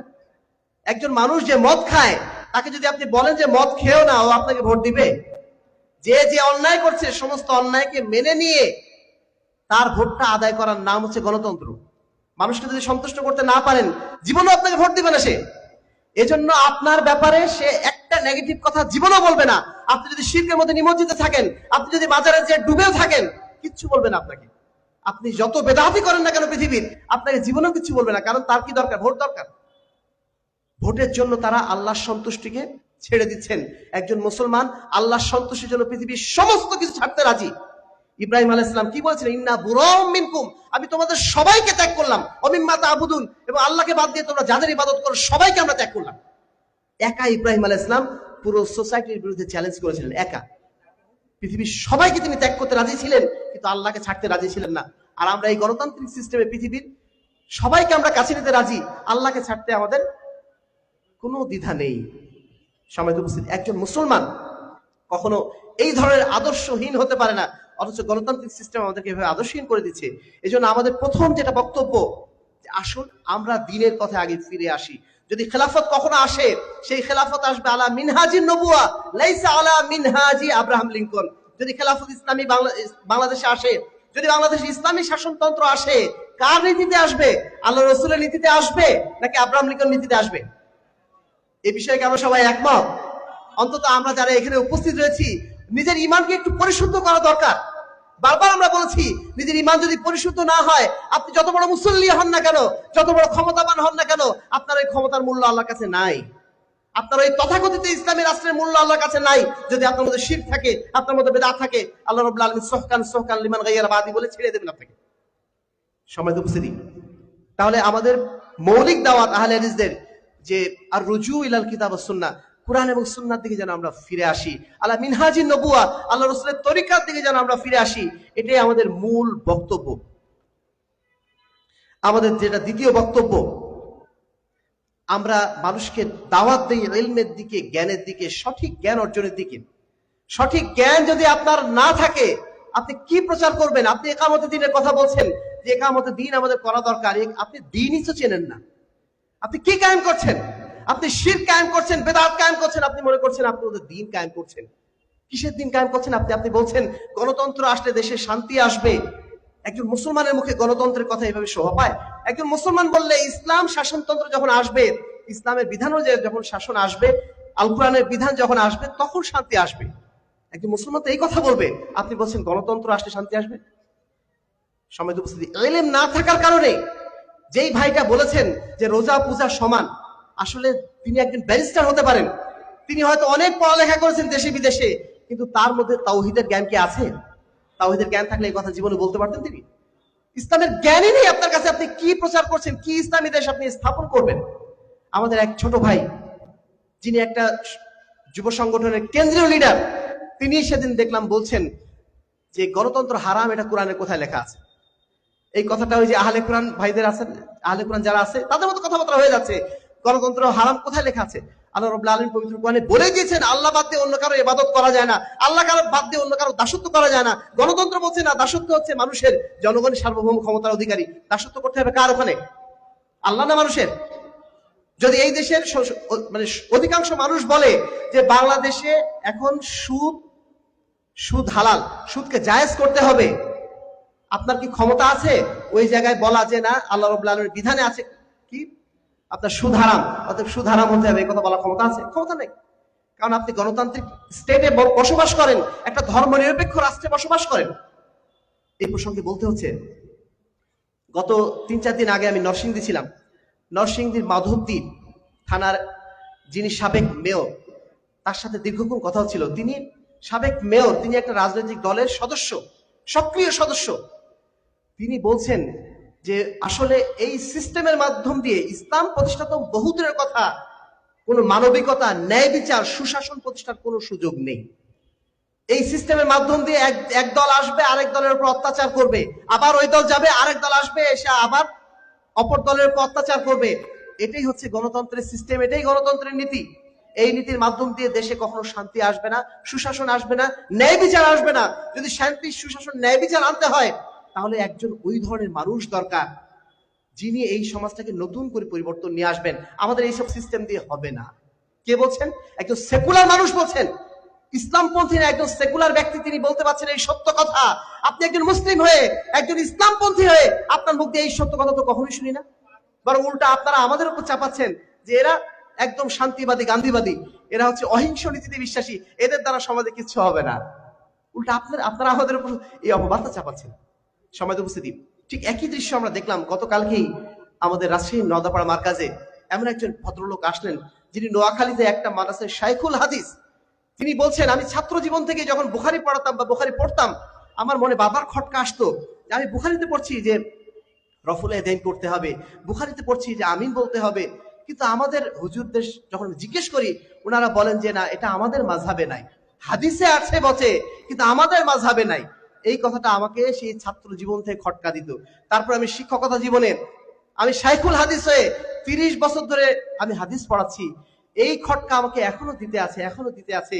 তারপরে হঠাৎ করে একজন ব্যক্তিকে দেখলাম যে রফুল ইয়াদাইন করে আমিন বলে সালাত আদায় করছে। আমি তাকে জিজ্ঞেস করলাম, আপনি এই সালাত কোথায় শিখলেন? তিনি বললেন যে আমি আহলুল হাদিস। তাকে জিজ্ঞেস করলেন যে আপনি, আপনার মানে মুরব্বীরা কারা, আপনি কাদের সাথে চলাফেরা করেন? তিনি বললেন, আপনি রাজশাহীর আম চত্বরে যান, ওখানে যে দেখা করেন তাহলে সব পেয়ে যাবেন। পরের দিনই তিনি চাকরি ছেড়ে দিয়ে রাজশাহী মার্কাজে চলে এসেছিলেন। আজকে আমরা তাকে আবার কুমিল্লায় পাঠালাম আমাদের একটা মার্কাজে। সমাজ উপস্থিতি, এই সত্যের আলোড়ন সব জায়গায় শুরু হচ্ছে। মানুষ যারা সত্যপন্থী, সঠিক পথে যারা অনুসারী হতে চান, তারা এই সত্যের পথে এগিয়ে আসছেন। আজকে আমরা যারা ইসলামী রাজনীতি করছি তথাকথিত, তাদেরও ফিরে আসার সময় হয়েছে। আমরা গত 1 বছর ধরে এই সমস্ত ইসলামী রাজনৈতিক দলগুলোর কাছে আমরা বারবার গিয়েছি। আমরা তাদেরকে বলেছি, দেখুন এখনই সময়, স্বাধীনতার পরে 53 বছরে আমরা এত স্বাধীনভাবে কথা বলার সুযোগ পাইনি। আপনারা এই সময়টা অন্তত ইসলামী খেলাফতের পক্ষে কথা বলেন, ইসলামী শাসনতন্ত্রের পক্ষে কথা বলেন। বাংলাদেশের অধিকাংশ মানুষ তারা চায় বাংলাদেশে ইসলামী শাসনতন্ত্র প্রতিষ্ঠিত হোক। আমরা চাই না সবাই ইনশাআল্লাহ? আমার মনে হয় এখানে এমন একজন নাই যিনি বলবেন যে আমি ইসলামী শাসনতন্ত্র চাই না। প্রত্যেকে আমরা চাই ইনশাআল্লাহ, কিন্তু ইসলামী শাসনতন্ত্র কায়েম হচ্ছে না কেন? কারণ আমাদের যারা লিডার আছেন, আমাদের নেতৃত্ব স্থানীয় যারা রয়েছেন, তারা আমাদের সবাই ভুল পথে নিয়ে যাচ্ছেন। আবার যখন এই নির্বাচনের সময় ঘনিয়ে এসছে, আমাদেরকে সবাই আবার সেই নির্বাচনের সেই ড্রেনে আবার হাবুডুবু খাওয়ানোর ব্যবস্থা করে দিচ্ছেন। সম্মানিত উপস্থিতি, যেটা বলছিলাম যে আহলে হাদিসের দ্বিতীয় যেটা মূল সমাজ সংস্কার কর্ম, সেটা হচ্ছে সঠিক জ্ঞান অর্জন করার জন্য মানুষকে উদ্বুদ্ধ করা। আমরা আপনাদের সবাইকে বলছি, আপনারা যেই প্রান্তে থাকুন না কেন, আপনারা জেনারেল লাইনের হন, মাদ্রাসা লাইনের হন, যেই লাইনে থাকুন না কেন, আমরা আসুন সত্য জিনিসটা জানার চেষ্টা করি। আমরা কি রাজি আছি ইনশাআল্লাহ? আমি আহলে হাদিস হই, হানাফি হই, আওয়ামী লীগ হই, বিএনপি হই, জামাত হই, যেই দলই হোক না কেন, আসুন না আমরা জানার চেষ্টা করি সঠিক জিনিসটা কি। কারণ সঠিক জ্ঞান ছাড়া আমরা কখনো হেদায়েত পাবো না। সঠিক জ্ঞান ছাড়া আমরা হেদায়েত পাবো না। এজন্য আল্লাহ বারবার বলে দিচ্ছেন, ফা'লাম আন্নাহু লা ইলাহা ইল্লাল্লাহ, তুমি আগে জেনে নাও যে আল্লাহ ছাড়া কোনো মাবুদ নেই, আল্লাহ ছাড়া কারো কোনো বিধান মানা যায় না। ইনিল হুকমু ইল্লা লিল্লাহ, হুকুম শুধুমাত্র চলবে আল্লাহর। আলা লাহুল খালকু ওয়াল আমরু, যিনি সৃষ্টি করেছেন সৃষ্টি চলবে তার নীতিতে, তার বিধান অনুযায়ী। এই বিষয়টা আমরা জানার চেষ্টা করি, বোঝার চেষ্টা করি, আমাদের জীবনে অ্যাপ্লাই করার চেষ্টা করি। কারণ আমরা জানি আমরা পৃথিবীতে সারা জীবন থাকবো না। আমাদের ক্ষমতা, আমাদের সম্পদ বেশি দিন আমাদের কাছে থাকবে না। আমাদেরকে অবশ্যই একদিন আল্লাহর কাছে ফিরে যেতে হবে। সেই দিন যেন আমরা আল্লাহর কাছে লজ্জিত না হই। এই জন্য জ্ঞান অর্জন করাটা আমাদের দ্বিতীয় ফরজের উপর ফরজ। 3 নম্বর যেটা কাজ, আমরা মানুষকে আহ্বান করি, আমরা মানুষকে বলি আমরা যেন মানে যে জিনিসটা আমরা জেনেছি ওইটা যেন মানুষের কাছে আমরা পৌঁছে দেওয়ার চেষ্টা করি। আমরা শুধুমাত্র কয়েকজন মানুষ নিজেরা জানলাম সত্যটা, বাইরে বাকি মানুষরা জানলো না, সমাজ এত দ্রুত সংস্কার হয় না। সমাজ সংস্কারের জন্য সবাই মিলে চেষ্টা করতে হয়। এই জন্য আমি যে সত্যটা আজকে জেনেছি, এই সত্যটা আমার ভাইকে জানানো, এটাকে আমার ফরজ দায়িত্ব না? উদউ ইলা সাবিলি রাব্বিকা বিল হিকমাতি ওয়াল মাউইদাতিল হাসানা, তোমরা মানুষকে আল্লাহর পথে আহ্বান জানাও সৎ পরামর্শের মাধ্যম দিয়ে, সৎ উপদেশের মাধ্যম দিয়ে এবং হিকমত সহকারে। আমরা যেন প্রত্যেকে এই দায়িত্বটা যেন গ্রহণ করার চেষ্টা করি। আজকে আমাদের ভাই একটু আগেই বলে গেলেন আহলে কুরআনদের বিষয়ে। শুধুমাত্র আহলে কুরআন কেন, কত ধরনের ফিতনা সমাজে এখন ছড়িয়ে আছে। জ্ঞানহীন হওয়ার কারণে, অজ্ঞতার কারণে আমরা এদেরকে সাপোর্ট করে বসি। আজকে যেখানে আমরা মাহফিল করছি, ঠিক এখানে কিছুদিন আগেই আরেকটা দলের মাহফিল হয়ে গেছে। আমরা তাদের নামই বলে দিচ্ছি, কারণ এদেরকে প্রতিরোধ করাটা আমাদের সামাজিক দায়িত্ব, আমাদের ধর্মীয় দায়িত্ব, এটা আমাদের নৈতিক দায়িত্ব। হিজবুত তাওহীদের নাম শুনেছেন? হিজবুত তাওহীদের নাম শুনেছেন আপনারা? হিজবুত তাওহীদের নাম কিন্তু আপনারা সব শুনে ফেলেছেন। আপনারা অনেকে আহলে হাদিস নামটা শোনেন নাই, শুনেছেন হিজবুত তাওহীদের নাম। হিজবুত তাওহীদের মতো একটা ফালতু দল, যেই দলের নবী তারা বানিয়ে নিয়েছে। বায়েজিদ খান পন্নী নামে একটা বাংলাদেশের টাঙ্গাইলের করটিয়া এলাকার একজন ব্যক্তিকে তারা তাদের নবী বানিয়ে তার সেই দিক দিশা অনুযায়ী তারা চলাফেরা করে এবং তারা মনে করে সেই বায়েজিদ খান পন্নীর উপরে ওহী বোধহয় নাজিল হয়েছিল। সেই ওহীর অনুসরণ করে তারা আজকে বাংলাদেশের বুকে বিরাট এক দল খাড়া করে ফেলেছে। আপনাদের এখানেও তারা বিরাট একটা মাহফিল করে বসে থাকবে। সম্মানিত উপস্থিতি, এদের জনসমর্থন বাড়ছে। কেন বাড়ছে? বাংলাদেশের অধিকাংশ মানুষ তারা অজ্ঞ। আমাদের নবী মুহাম্মদুর রাসূলুল্লাহ সাল্লাল্লাহু আলাইহি ওয়াসাল্লাম, তিনি কি আমাদের শেষ নবী নন? শেষ নবী মানে না একটা দল আছে, সেই দলটার নাম কি? কাদিয়ানী। কাদিয়ানীদের বিরুদ্ধে ঢাকাতে সেদিন খতমে নবুয়তের বিরাট একটা সম্মেলন হলো। এই কাদিয়ানীদের সম্পর্কে আমাদের সতর্ক থাকতে হবে। সবচেয়ে বেশি সতর্ক থাকতে হবে বর্তমান যুগে, বিশেষ করে এই আহলে কুরআনদের বিরুদ্ধে, যারা শুধু বলে আমি কুরআন মানি, হাদিস মানি না। শুধুমাত্র আল্লাহ রাসূলকে সর্বশেষ নবী মানে না বলে আমরা কাদিয়ানীদের বিরুদ্ধে কি দাবি করেছি? আমরা বলেছি তাদেরকে অমুসলিম ঘোষণা করতে হবে, তাই না? কাদিয়ানীদের অমুসলিম ঘোষণার জন্য আমরা সারা দেশব্যাপী আমরা সম্মেলন করছি, মিটিং মিছিল করছি। যারা আহলে কুরআন, যারা হাদিসই মানে না, যারা হাদিসই মানে না, তারা তো আল্লাহ রাসূলকেই মানে না, তারা কি তারও আগে কাফের নয়? যদি কাদিয়ানীদেরকে আমরা অমুসলিম বলি, কাফের বলি, তাদের বহু আগে এই আহলে কুরআন নামধারী বদমাশগুলো, এগুলোকে কাফের বলাটা এটা আমাদের দায়িত্ব হয়ে গেছে। এটা সব কাফের, এরা পরিষ্কার কাফের। যারা আল্লাহ রসুলের একটা সুন্নাতকে অস্বীকার করবে সেই কাফের হয়ে যায়। এরা পুরো সুন্নাতকে অস্বীকার করে ফেলে দিচ্ছে, পুরো হাদিসকে তারা অস্বীকার করে ফেলে দিচ্ছে, আল্লাহ রসুলের আগমনের উদ্দেশ্যকে নষ্ট করে ফেলে দিচ্ছে। এরা যদি কাফের না হয়, কাফের হবে নাকি? সম্মানিত উপস্থিতি, এই সমস্ত বাতিল আকীদা মানহাজ সম্পর্কে আমাদের সতর্ক থাকতে হবে। সঠিক জিনিসটা আমাদের জানার চেষ্টা করতে হবে, মানুষকে জানাতে হবে, যেন মানুষ এদের ফাঁদে পা দিয়ে নিজেদের ঈমানকে যেন তারা হারিয়ে না দেয়। সম্মানিত উপস্থিতি, সর্বশেষ যে বিষয়টি, আমাদেরকে অবশ্যই ঐক্যবদ্ধ থাকতে হবে। আমরা যদি ঐক্যবদ্ধ না থাকি, সংঘবদ্ধ না থাকি, তাহলে এই সমাজকে পরিবর্তন আমরা সহজে করতে পারবো না। আমরা যদি যার যার মতো চলাফেরা করি, আমাদের দ্বারা সমাজে কোনো কাঙ্ক্ষিত পরিবর্তন আসবে না। যদি আসতো, তাহলে মুহাম্মদ রাসূলুল্লাহ সাল্লাল্লাহু আলাইহি ওয়াসাল্লামের মাধ্যম দিয়ে আসতো। তিনি একা একজন মানুষ পুরো কি বলবো, তিনি যে আন্দোলনটা চালিয়েছিলেন সেই আন্দোলনটা একাই হয়তো চালাতেন। আবু বকর, ওমর, উসমানের মতো মানুষদের তার প্রয়োজন হতো না। খালেদ, সাইফুল্লাহর প্রয়োজন তাদের হতো না, কারোর প্রয়োজন তাকে হতো না। তিনি একাই যথেষ্ট ছিলেন। তার চেয়ে বড় বক্তা পৃথিবীতে কেউ হবে না। কেউ হবে? তার চেয়ে বড় বক্তা পৃথিবীতে আর কেউ আছে? কিয়ামত পর্যন্ত কেউ আসবে? তিনি চাইলে ওই কাবার সামনে দাঁড়িয়ে সারা জীবন ওয়াজ মাহফিল করতে পারতেন। মানুষ শুনলে শুনলো, না শুনলে না শুনলো, এইভাবে তিনি সারা জীবন যদি ওয়াজ করে যেতেন, এই সমাজ কি পরিবর্তন হতো? সম্মানিত উপস্থিতি, তিনি যেমন দাওয়াত দিয়েছেন, তেমনি তিনি অন্যায়ের বিরুদ্ধে যুদ্ধ করেছেন, অসত্যের বিরুদ্ধে তিনি লড়াই করেছেন, তিনি প্রয়োজনে হিজরত করেছেন। এই যে অবস্থানটা তার ছিল, তিনি যে ঐক্যবদ্ধভাবে সমাজ গড়ার চেষ্টা করেছিলেন, সেই ঐক্যবদ্ধভাবে সমাজ গড়ার চেষ্টা করার মাধ্যম দিয়ে আমাদের সফলতা নিহিত। আমাদের যে সমস্ত ওলামায়ে কেরাম সংগঠনের বিরুদ্ধে ফতোয়া দিয়ে আমাদের অনেক তরুণ ভাইদেরকে আজকে সমাজ বিচ্ছিন্ন করে দিয়েছেন, তাদের জন্য আমাদের আফসোস, তাদের জন্য আমাদের আফসোস। আমরা অত্যন্ত কষ্ট পাই যখন আমাদের তরতাজা নওজওয়ানদেরকে দেখি যে তারা পথে ঘাটে ঘুরে বেড়াচ্ছে, তারা হয়তো এই সমস্ত ওয়াজ মাহফিলে মাঝে মধ্যে আসছে, কিন্তু সমাজ পরিবর্তনে তাদের কোনো ভূমিকা নাই। যখন আমরা তাদেরকে ডাকি, তখন তারা এক একটা অজুহাত দিয়ে দূরে সরে যান, ফাইনালি বলেন যে সংগঠন করা হারাম। এই সমস্ত গল্প দিয়ে তারা যখন দূরে সরে যান, সমাজে দিন কায়েমের এই প্রকৃত মেহনতে যখন তারা সম্পৃক্ত না হন, আমরা অত্যন্ত কষ্ট পাই। আরো কষ্ট পাই তখন যখন দেখি 5 বছর 10 বছর পরে ওই সমস্ত ছেলেপেলেগুলো কোথায় হারিয়ে গেছে কেউ জানে না। কেন এটা হবে? আমাদের যে তরুণ সমাজ আজকে সারা দেশব্যাপী একটা পরিবর্তন নিয়ে এসছে, ওই তরুণ সমাজ এই বাংলাদেশের বুকে ইসলামের নবজাগরণ কি ঘটাতে পারে না ইনশাআল্লাহ? তারা কি এই সমাজে তাওহীদ এবং সুন্নাতের নবজাগরণ কি ঘটাতে পারে না? অবশ্যই পারবে, কিন্তু সেজন্য আমাদের সেই সংগঠিত প্রয়াস থাকা লাগবে, আমাদের মধ্যে ইখলাস থাকা লাগবে, ইস্তিকামাত থাকা লাগবে, বাতিলের সাথে আপোষহীন ভাবে লড়াই করার মতো সেই সক্ষমতা, সেই যোগ্যতা, সেই প্রতিজ্ঞা থাকা লাগবে। সম্মানিত উপস্থিতি, আমি আমাদের বিশেষ করে তরুণ ভাইরা যারা এখানে এসেছেন, তাদের প্রতি বিনীত অনুরোধ জানাবো, আপনারা আমাদের আগামীর সম্পদ, আপনারা দয়া করে ভুল পথে যাবেন না। আপনাদের নিয়েই আমরা আগামীর পৃথিবীতে তাওহীদ এবং সুন্নাতের রাজ কায়েম করতে চাই। শিরক বিদআতের বিরুদ্ধে আপনাদেরকে নিয়ে আমরা লড়াই করতে চাই। দয়া করে আপনারা পিছনে ফিরে যাবেন না। আমাদের যারা নারীরা এখানে এসেছেন, তাদের উদ্দেশ্যে আমাদের বক্তব্য, আপনারা সমাজ পরিবর্তনের অত্যন্ত গুরুত্বপূর্ণ একটা ভূমিকা রাখতে পারেন। কারণ আপনাদের মাধ্যম দিয়েই একটা পরিবার কিন্তু মূলত পরিচালিত হয় নারীদের মাধ্যম দিয়েই। যদিও পুরুষরা পরিবারের মূল দায়িত্বশীল, কিন্তু নারীদের কারণেই কিন্তু সমাজটা পরিবর্তন হয়, পরিবারটা পরিবর্তন হয়। এই জন্য নারীদের প্রতি আমাদের আহ্বান থাকবে, আপনারা আপনাদের সন্তানদেরকে আগামীর মুজাহিদ হিসেবে গড়ে তুলুন। তাদেরকে সালাত আদায় করা শেখান, তাদেরকে কুরআন শেখান, তাদেরকে দ্বীন পালন করা শেখান। আপনার স্বামীরা যারা আছেন, তাদেরকে আপনারা ইসলামের পথে পরিচালিত করার জন্য সাধ্যমতো চেষ্টা চালান। আমরা সবাই মিলে যখন এইভাবে সম্পৃক্ত হয়ে যাব, সমাজে দ্বীন কায়েমের প্রচেষ্টায় যখন আমরা সবাই ঐক্যবদ্ধ হব, তখন সমাজে অটোমেটিক্যালি কোথা থেকে ইসলামের শাসন চলে আসবে আমরা সেটা বুঝতেই পারবো না। আসবে ইনশাআল্লাহ। এই ক্ষমতার লড়াইয়ের মাধ্যম দিয়ে ইসলাম কখনো কায়েম হবে না। আদর্শের লড়াইয়ের মাধ্যম দিয়ে আমরা যদি সবাই এভাবে কাজ করে যাই, আল্লাহ রাব্বুল আলামিন রহমত করলে যে কোনো এক সময় ইনশাআল্লাহ ইসলাম এই দেশের বুকে বিজয়ী হবে। সেই দিনের অপেক্ষাতে আমরা থাকবো, সেই দিনের জন্য আমরা লড়াই করে যাব।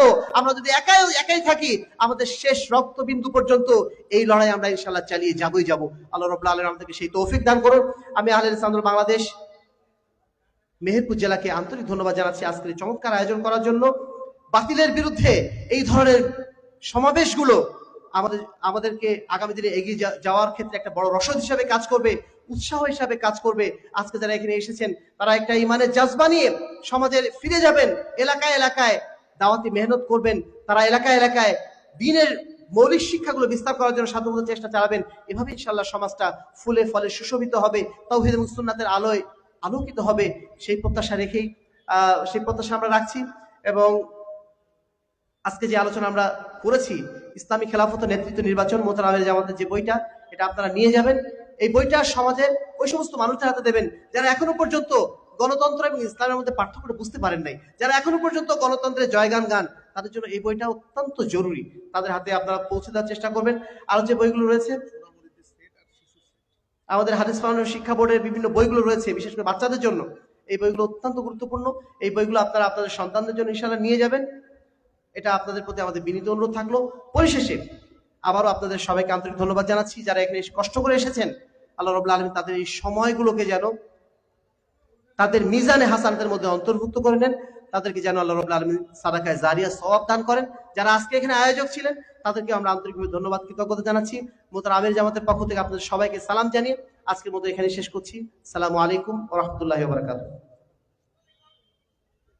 আলহামদুলিল্লাহ, ধন্যবাদ ডক্টর আহমদ আব্দুল্লাহ সাকিবকে। সম্মানিত উপস্থিতি, আপনারা বসেন।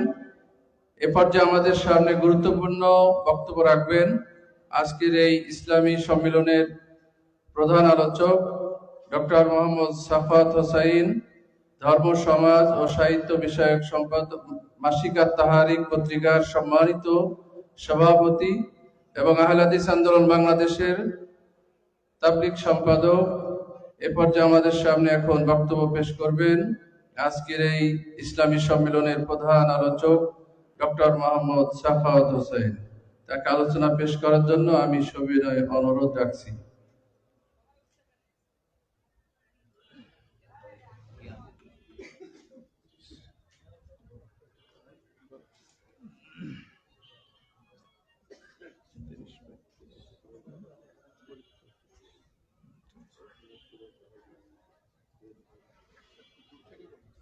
السلام عليكم ورحمة الله وبركاته.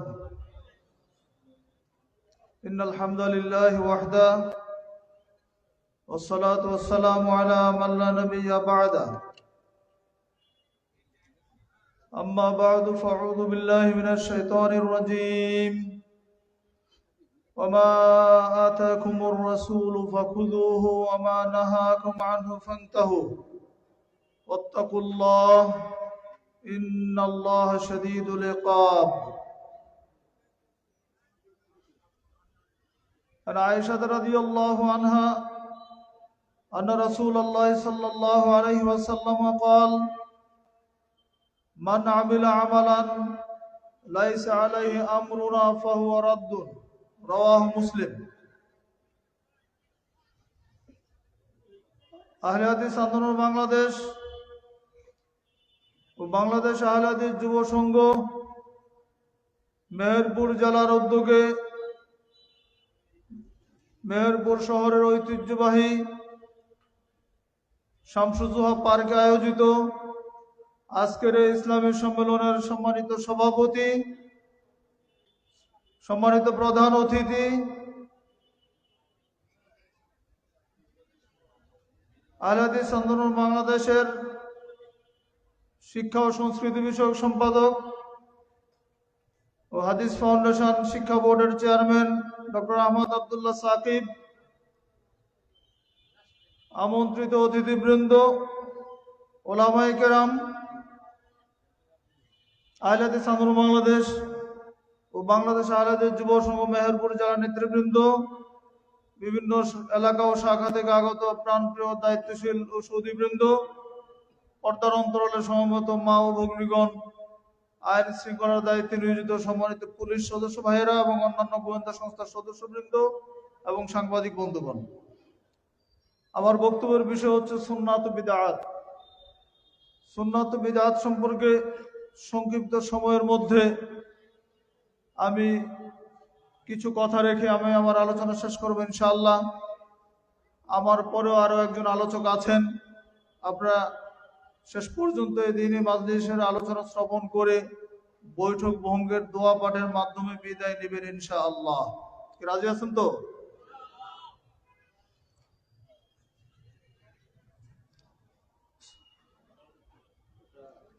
সুন্নাহ শব্দের অর্থ কি? সুন্নাত এবং বিদআত দুটি আলাদা বিষয় এবং দুটি বিষয় আলোচনা করতে গেলে ব্যাপক সময়ের প্রয়োজন। সঙ্গত কারণেই জিস্টাকারে আমি কিছু কথা বলবো। সুন্নাত শব্দের আবেদনিক অর্থ হচ্ছে দাগ। যেমন পাথরের মধ্যে ছুরি ধার করানোর জন্য যে বারবার ঘষা হয়, এই ঘষার ফলে যে দাগ হয়, এটা হচ্ছে সুন্নাত, এটা হচ্ছে আবিধানিক অর্থ। অর্থাৎ নিয়মিত কোনো কাজ করলে তাকে সুন্নাহ বলা হয়। যেমন আরবরা বলে, যারা আরবি লোক তারা বলে সানান্তুল মা, আমি অবিরত ধারায় পানি প্রবাহিত করি। কিসাই বলছেন, সুন্নাহ অর্থ করেছেন দায়েম, যেটা জারি থাকে, চলমান, এটা হচ্ছে সুন্নাত। শাওকানি রহমুল্লাহ বলছেন আত-তরিকাতুল মাসলুকা, প্রচলিত পদ্ধতি, যেটা হচ্ছে সুন্নাত। আল্লামা খাত্তাবী বলছেন আত-তরিকাতুল মাহমুদা, অর্থাৎ প্রশংসিত যে রীতি পদ্ধতি, এটা হচ্ছে সুন্নাত। আর শরীয়তের পরিভাষায় সুন্নাত অর্থ হচ্ছে রাসূল সাল্লাল্লাহু আলাইহি ওয়াসাল্লাম এর শরীয়ত বিষয়ক কথা, কর্ম এবং মৌন সম্মতিকে বলা হয় সুন্নাত। ইমাম ইবনে তাইমিয়া রাহিমাহুল্লাহ সংজ্ঞা দিয়েছেন। আবু ইসহাক শাতিবী রাহিমাহুল্লাহ বলছেন, বিশেষ করে কোরআনে বর্ণিত হয়নি এমন যে সকল বিষয় রাসূল সাল্লাল্লাহু আলাইহি ওয়াসাল্লাম হতে বর্ণিত হয়েছে, তা সবই সুন্নাহর পর্যায়ভুক্ত। এটা কোরআনের ব্যাখ্যার আকারে হোক কিংবা না হোক। এবং শেখ আলবানী রাহিমাহুল্লাহ তাআলা বলছেন, ওহীর সঙ্গে সম্পর্কযুক্ত নয় এরূপ নিজ সত্তাগত ও দুনিয়াবী বিষয়সমূহের বাইরে রাসূল সাল্লাল্লাহু আলাইহি ওয়াসাল্লামের শরীয়ত বিষয়ক সকল কথা, কর্ম এবং সম্মতি, এটা হচ্ছে সুন্নাত। অর্থাৎ তার ব্যক্তিগত বিষয়ের মধ্যে যেগুলি সারির বিষয় আছে, মাসালাগত আছে, এগুলো সুন্নাত। তাহলে বোঝা যাচ্ছে রাসূল করিম সাল্লাল্লাহু আলাইহি ওয়াসাল্লামের কথা, কর্ম, সম্মতি, তার জীবন আচরণ, আচার, তিনি কিভাবে চলেছেন, তার দৈনন্দিন জীবনের রুটিন কি ছিল, এইগুলো হচ্ছে সুন্নাত। আর এই সুন্নাহ অনুসরণের জন্যই আল্লাহ সুবহানাহু ওয়া তাআলা কোরআন মাজিদে আমাদের প্রতি নির্দেশ দিয়েছেন। আমরা যারা সুন্নাত মানতে চাই না বা যারা শুধু কোরআন মানতে চাই, তাদের কাছে অনেক প্রশ্ন আমাদের আছে যে রাসূল সাল্লাল্লাহু আলাইহি ওয়াসাল্লামের অনুসরণ করতে আল্লাহ বললেন। যেমন আল্লাহ বলেছেন যে আয়াতে কারিমা তিলাওয়াত করেছি, সেখানে তিনি স্পষ্ট বলে দিয়েছেন, ওমা আতাকুমুর রাসূলু ফাখুযুহু ওয়া মা নাহাকুম আনহু ফান্তাহু। আমার রাসূল তোমাদেরকে যা দেন তা গ্রহণ করো, যা নিষেধ করেন তা বর্জন করো, ছেড়ে দাও। ইয়া আইয়ুহাল্লাযীনা আমানু আতিউল্লাহ ওয়া আতিউর রাসূল ওয়া উলিল আমরি মিনকুম ফাইন তানাযাতুম ফি শাইইন ফারুদ্দুহু ইলাল্লাহি ওয়ার রাসূল।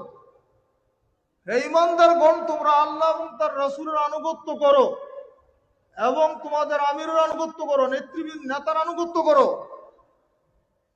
ফাইন তানাযাতুম ফি শাইইন, যদি কোনো বিষয় তোমাদের মধ্যে মতবিরোধ দেখা দেয়, ইখতিলাফ দেখা দেয়, কোনো মাসালা যদি তোমাদের মধ্যে সমস্যা হয়, মতভেদ দেখা দেয়, তখন সমাধান কোথায় নিতে হবে? ফারুদ্দুহু ইলাল্লাহি ওয়ার রাসূল। আল্লাহ সুবহানাহু ওয়া তাআলা শিখিয়ে দিয়েছেন ১৫০০ বছর আগে, তোমরা আল্লাহ এবং তার রাসূলের কাছে যাও। কার কাছে যাবেন? সমাধানের জন্য কার কাছে যাবেন? বলেন, কথা বলতে হবে তো, কার কাছে যাবেন? আল্লাহ এবং তার রাসূলের কাছে যাইতে হবে। এখন যদি আপনি শুধু কোরআনে মানেন, তাহলে রাসূলের কাছে যাবেন কিভাবে? আমরা ইতিহাস পড়ি, ইতিহাস বুঝি, ইতিহাস জানি।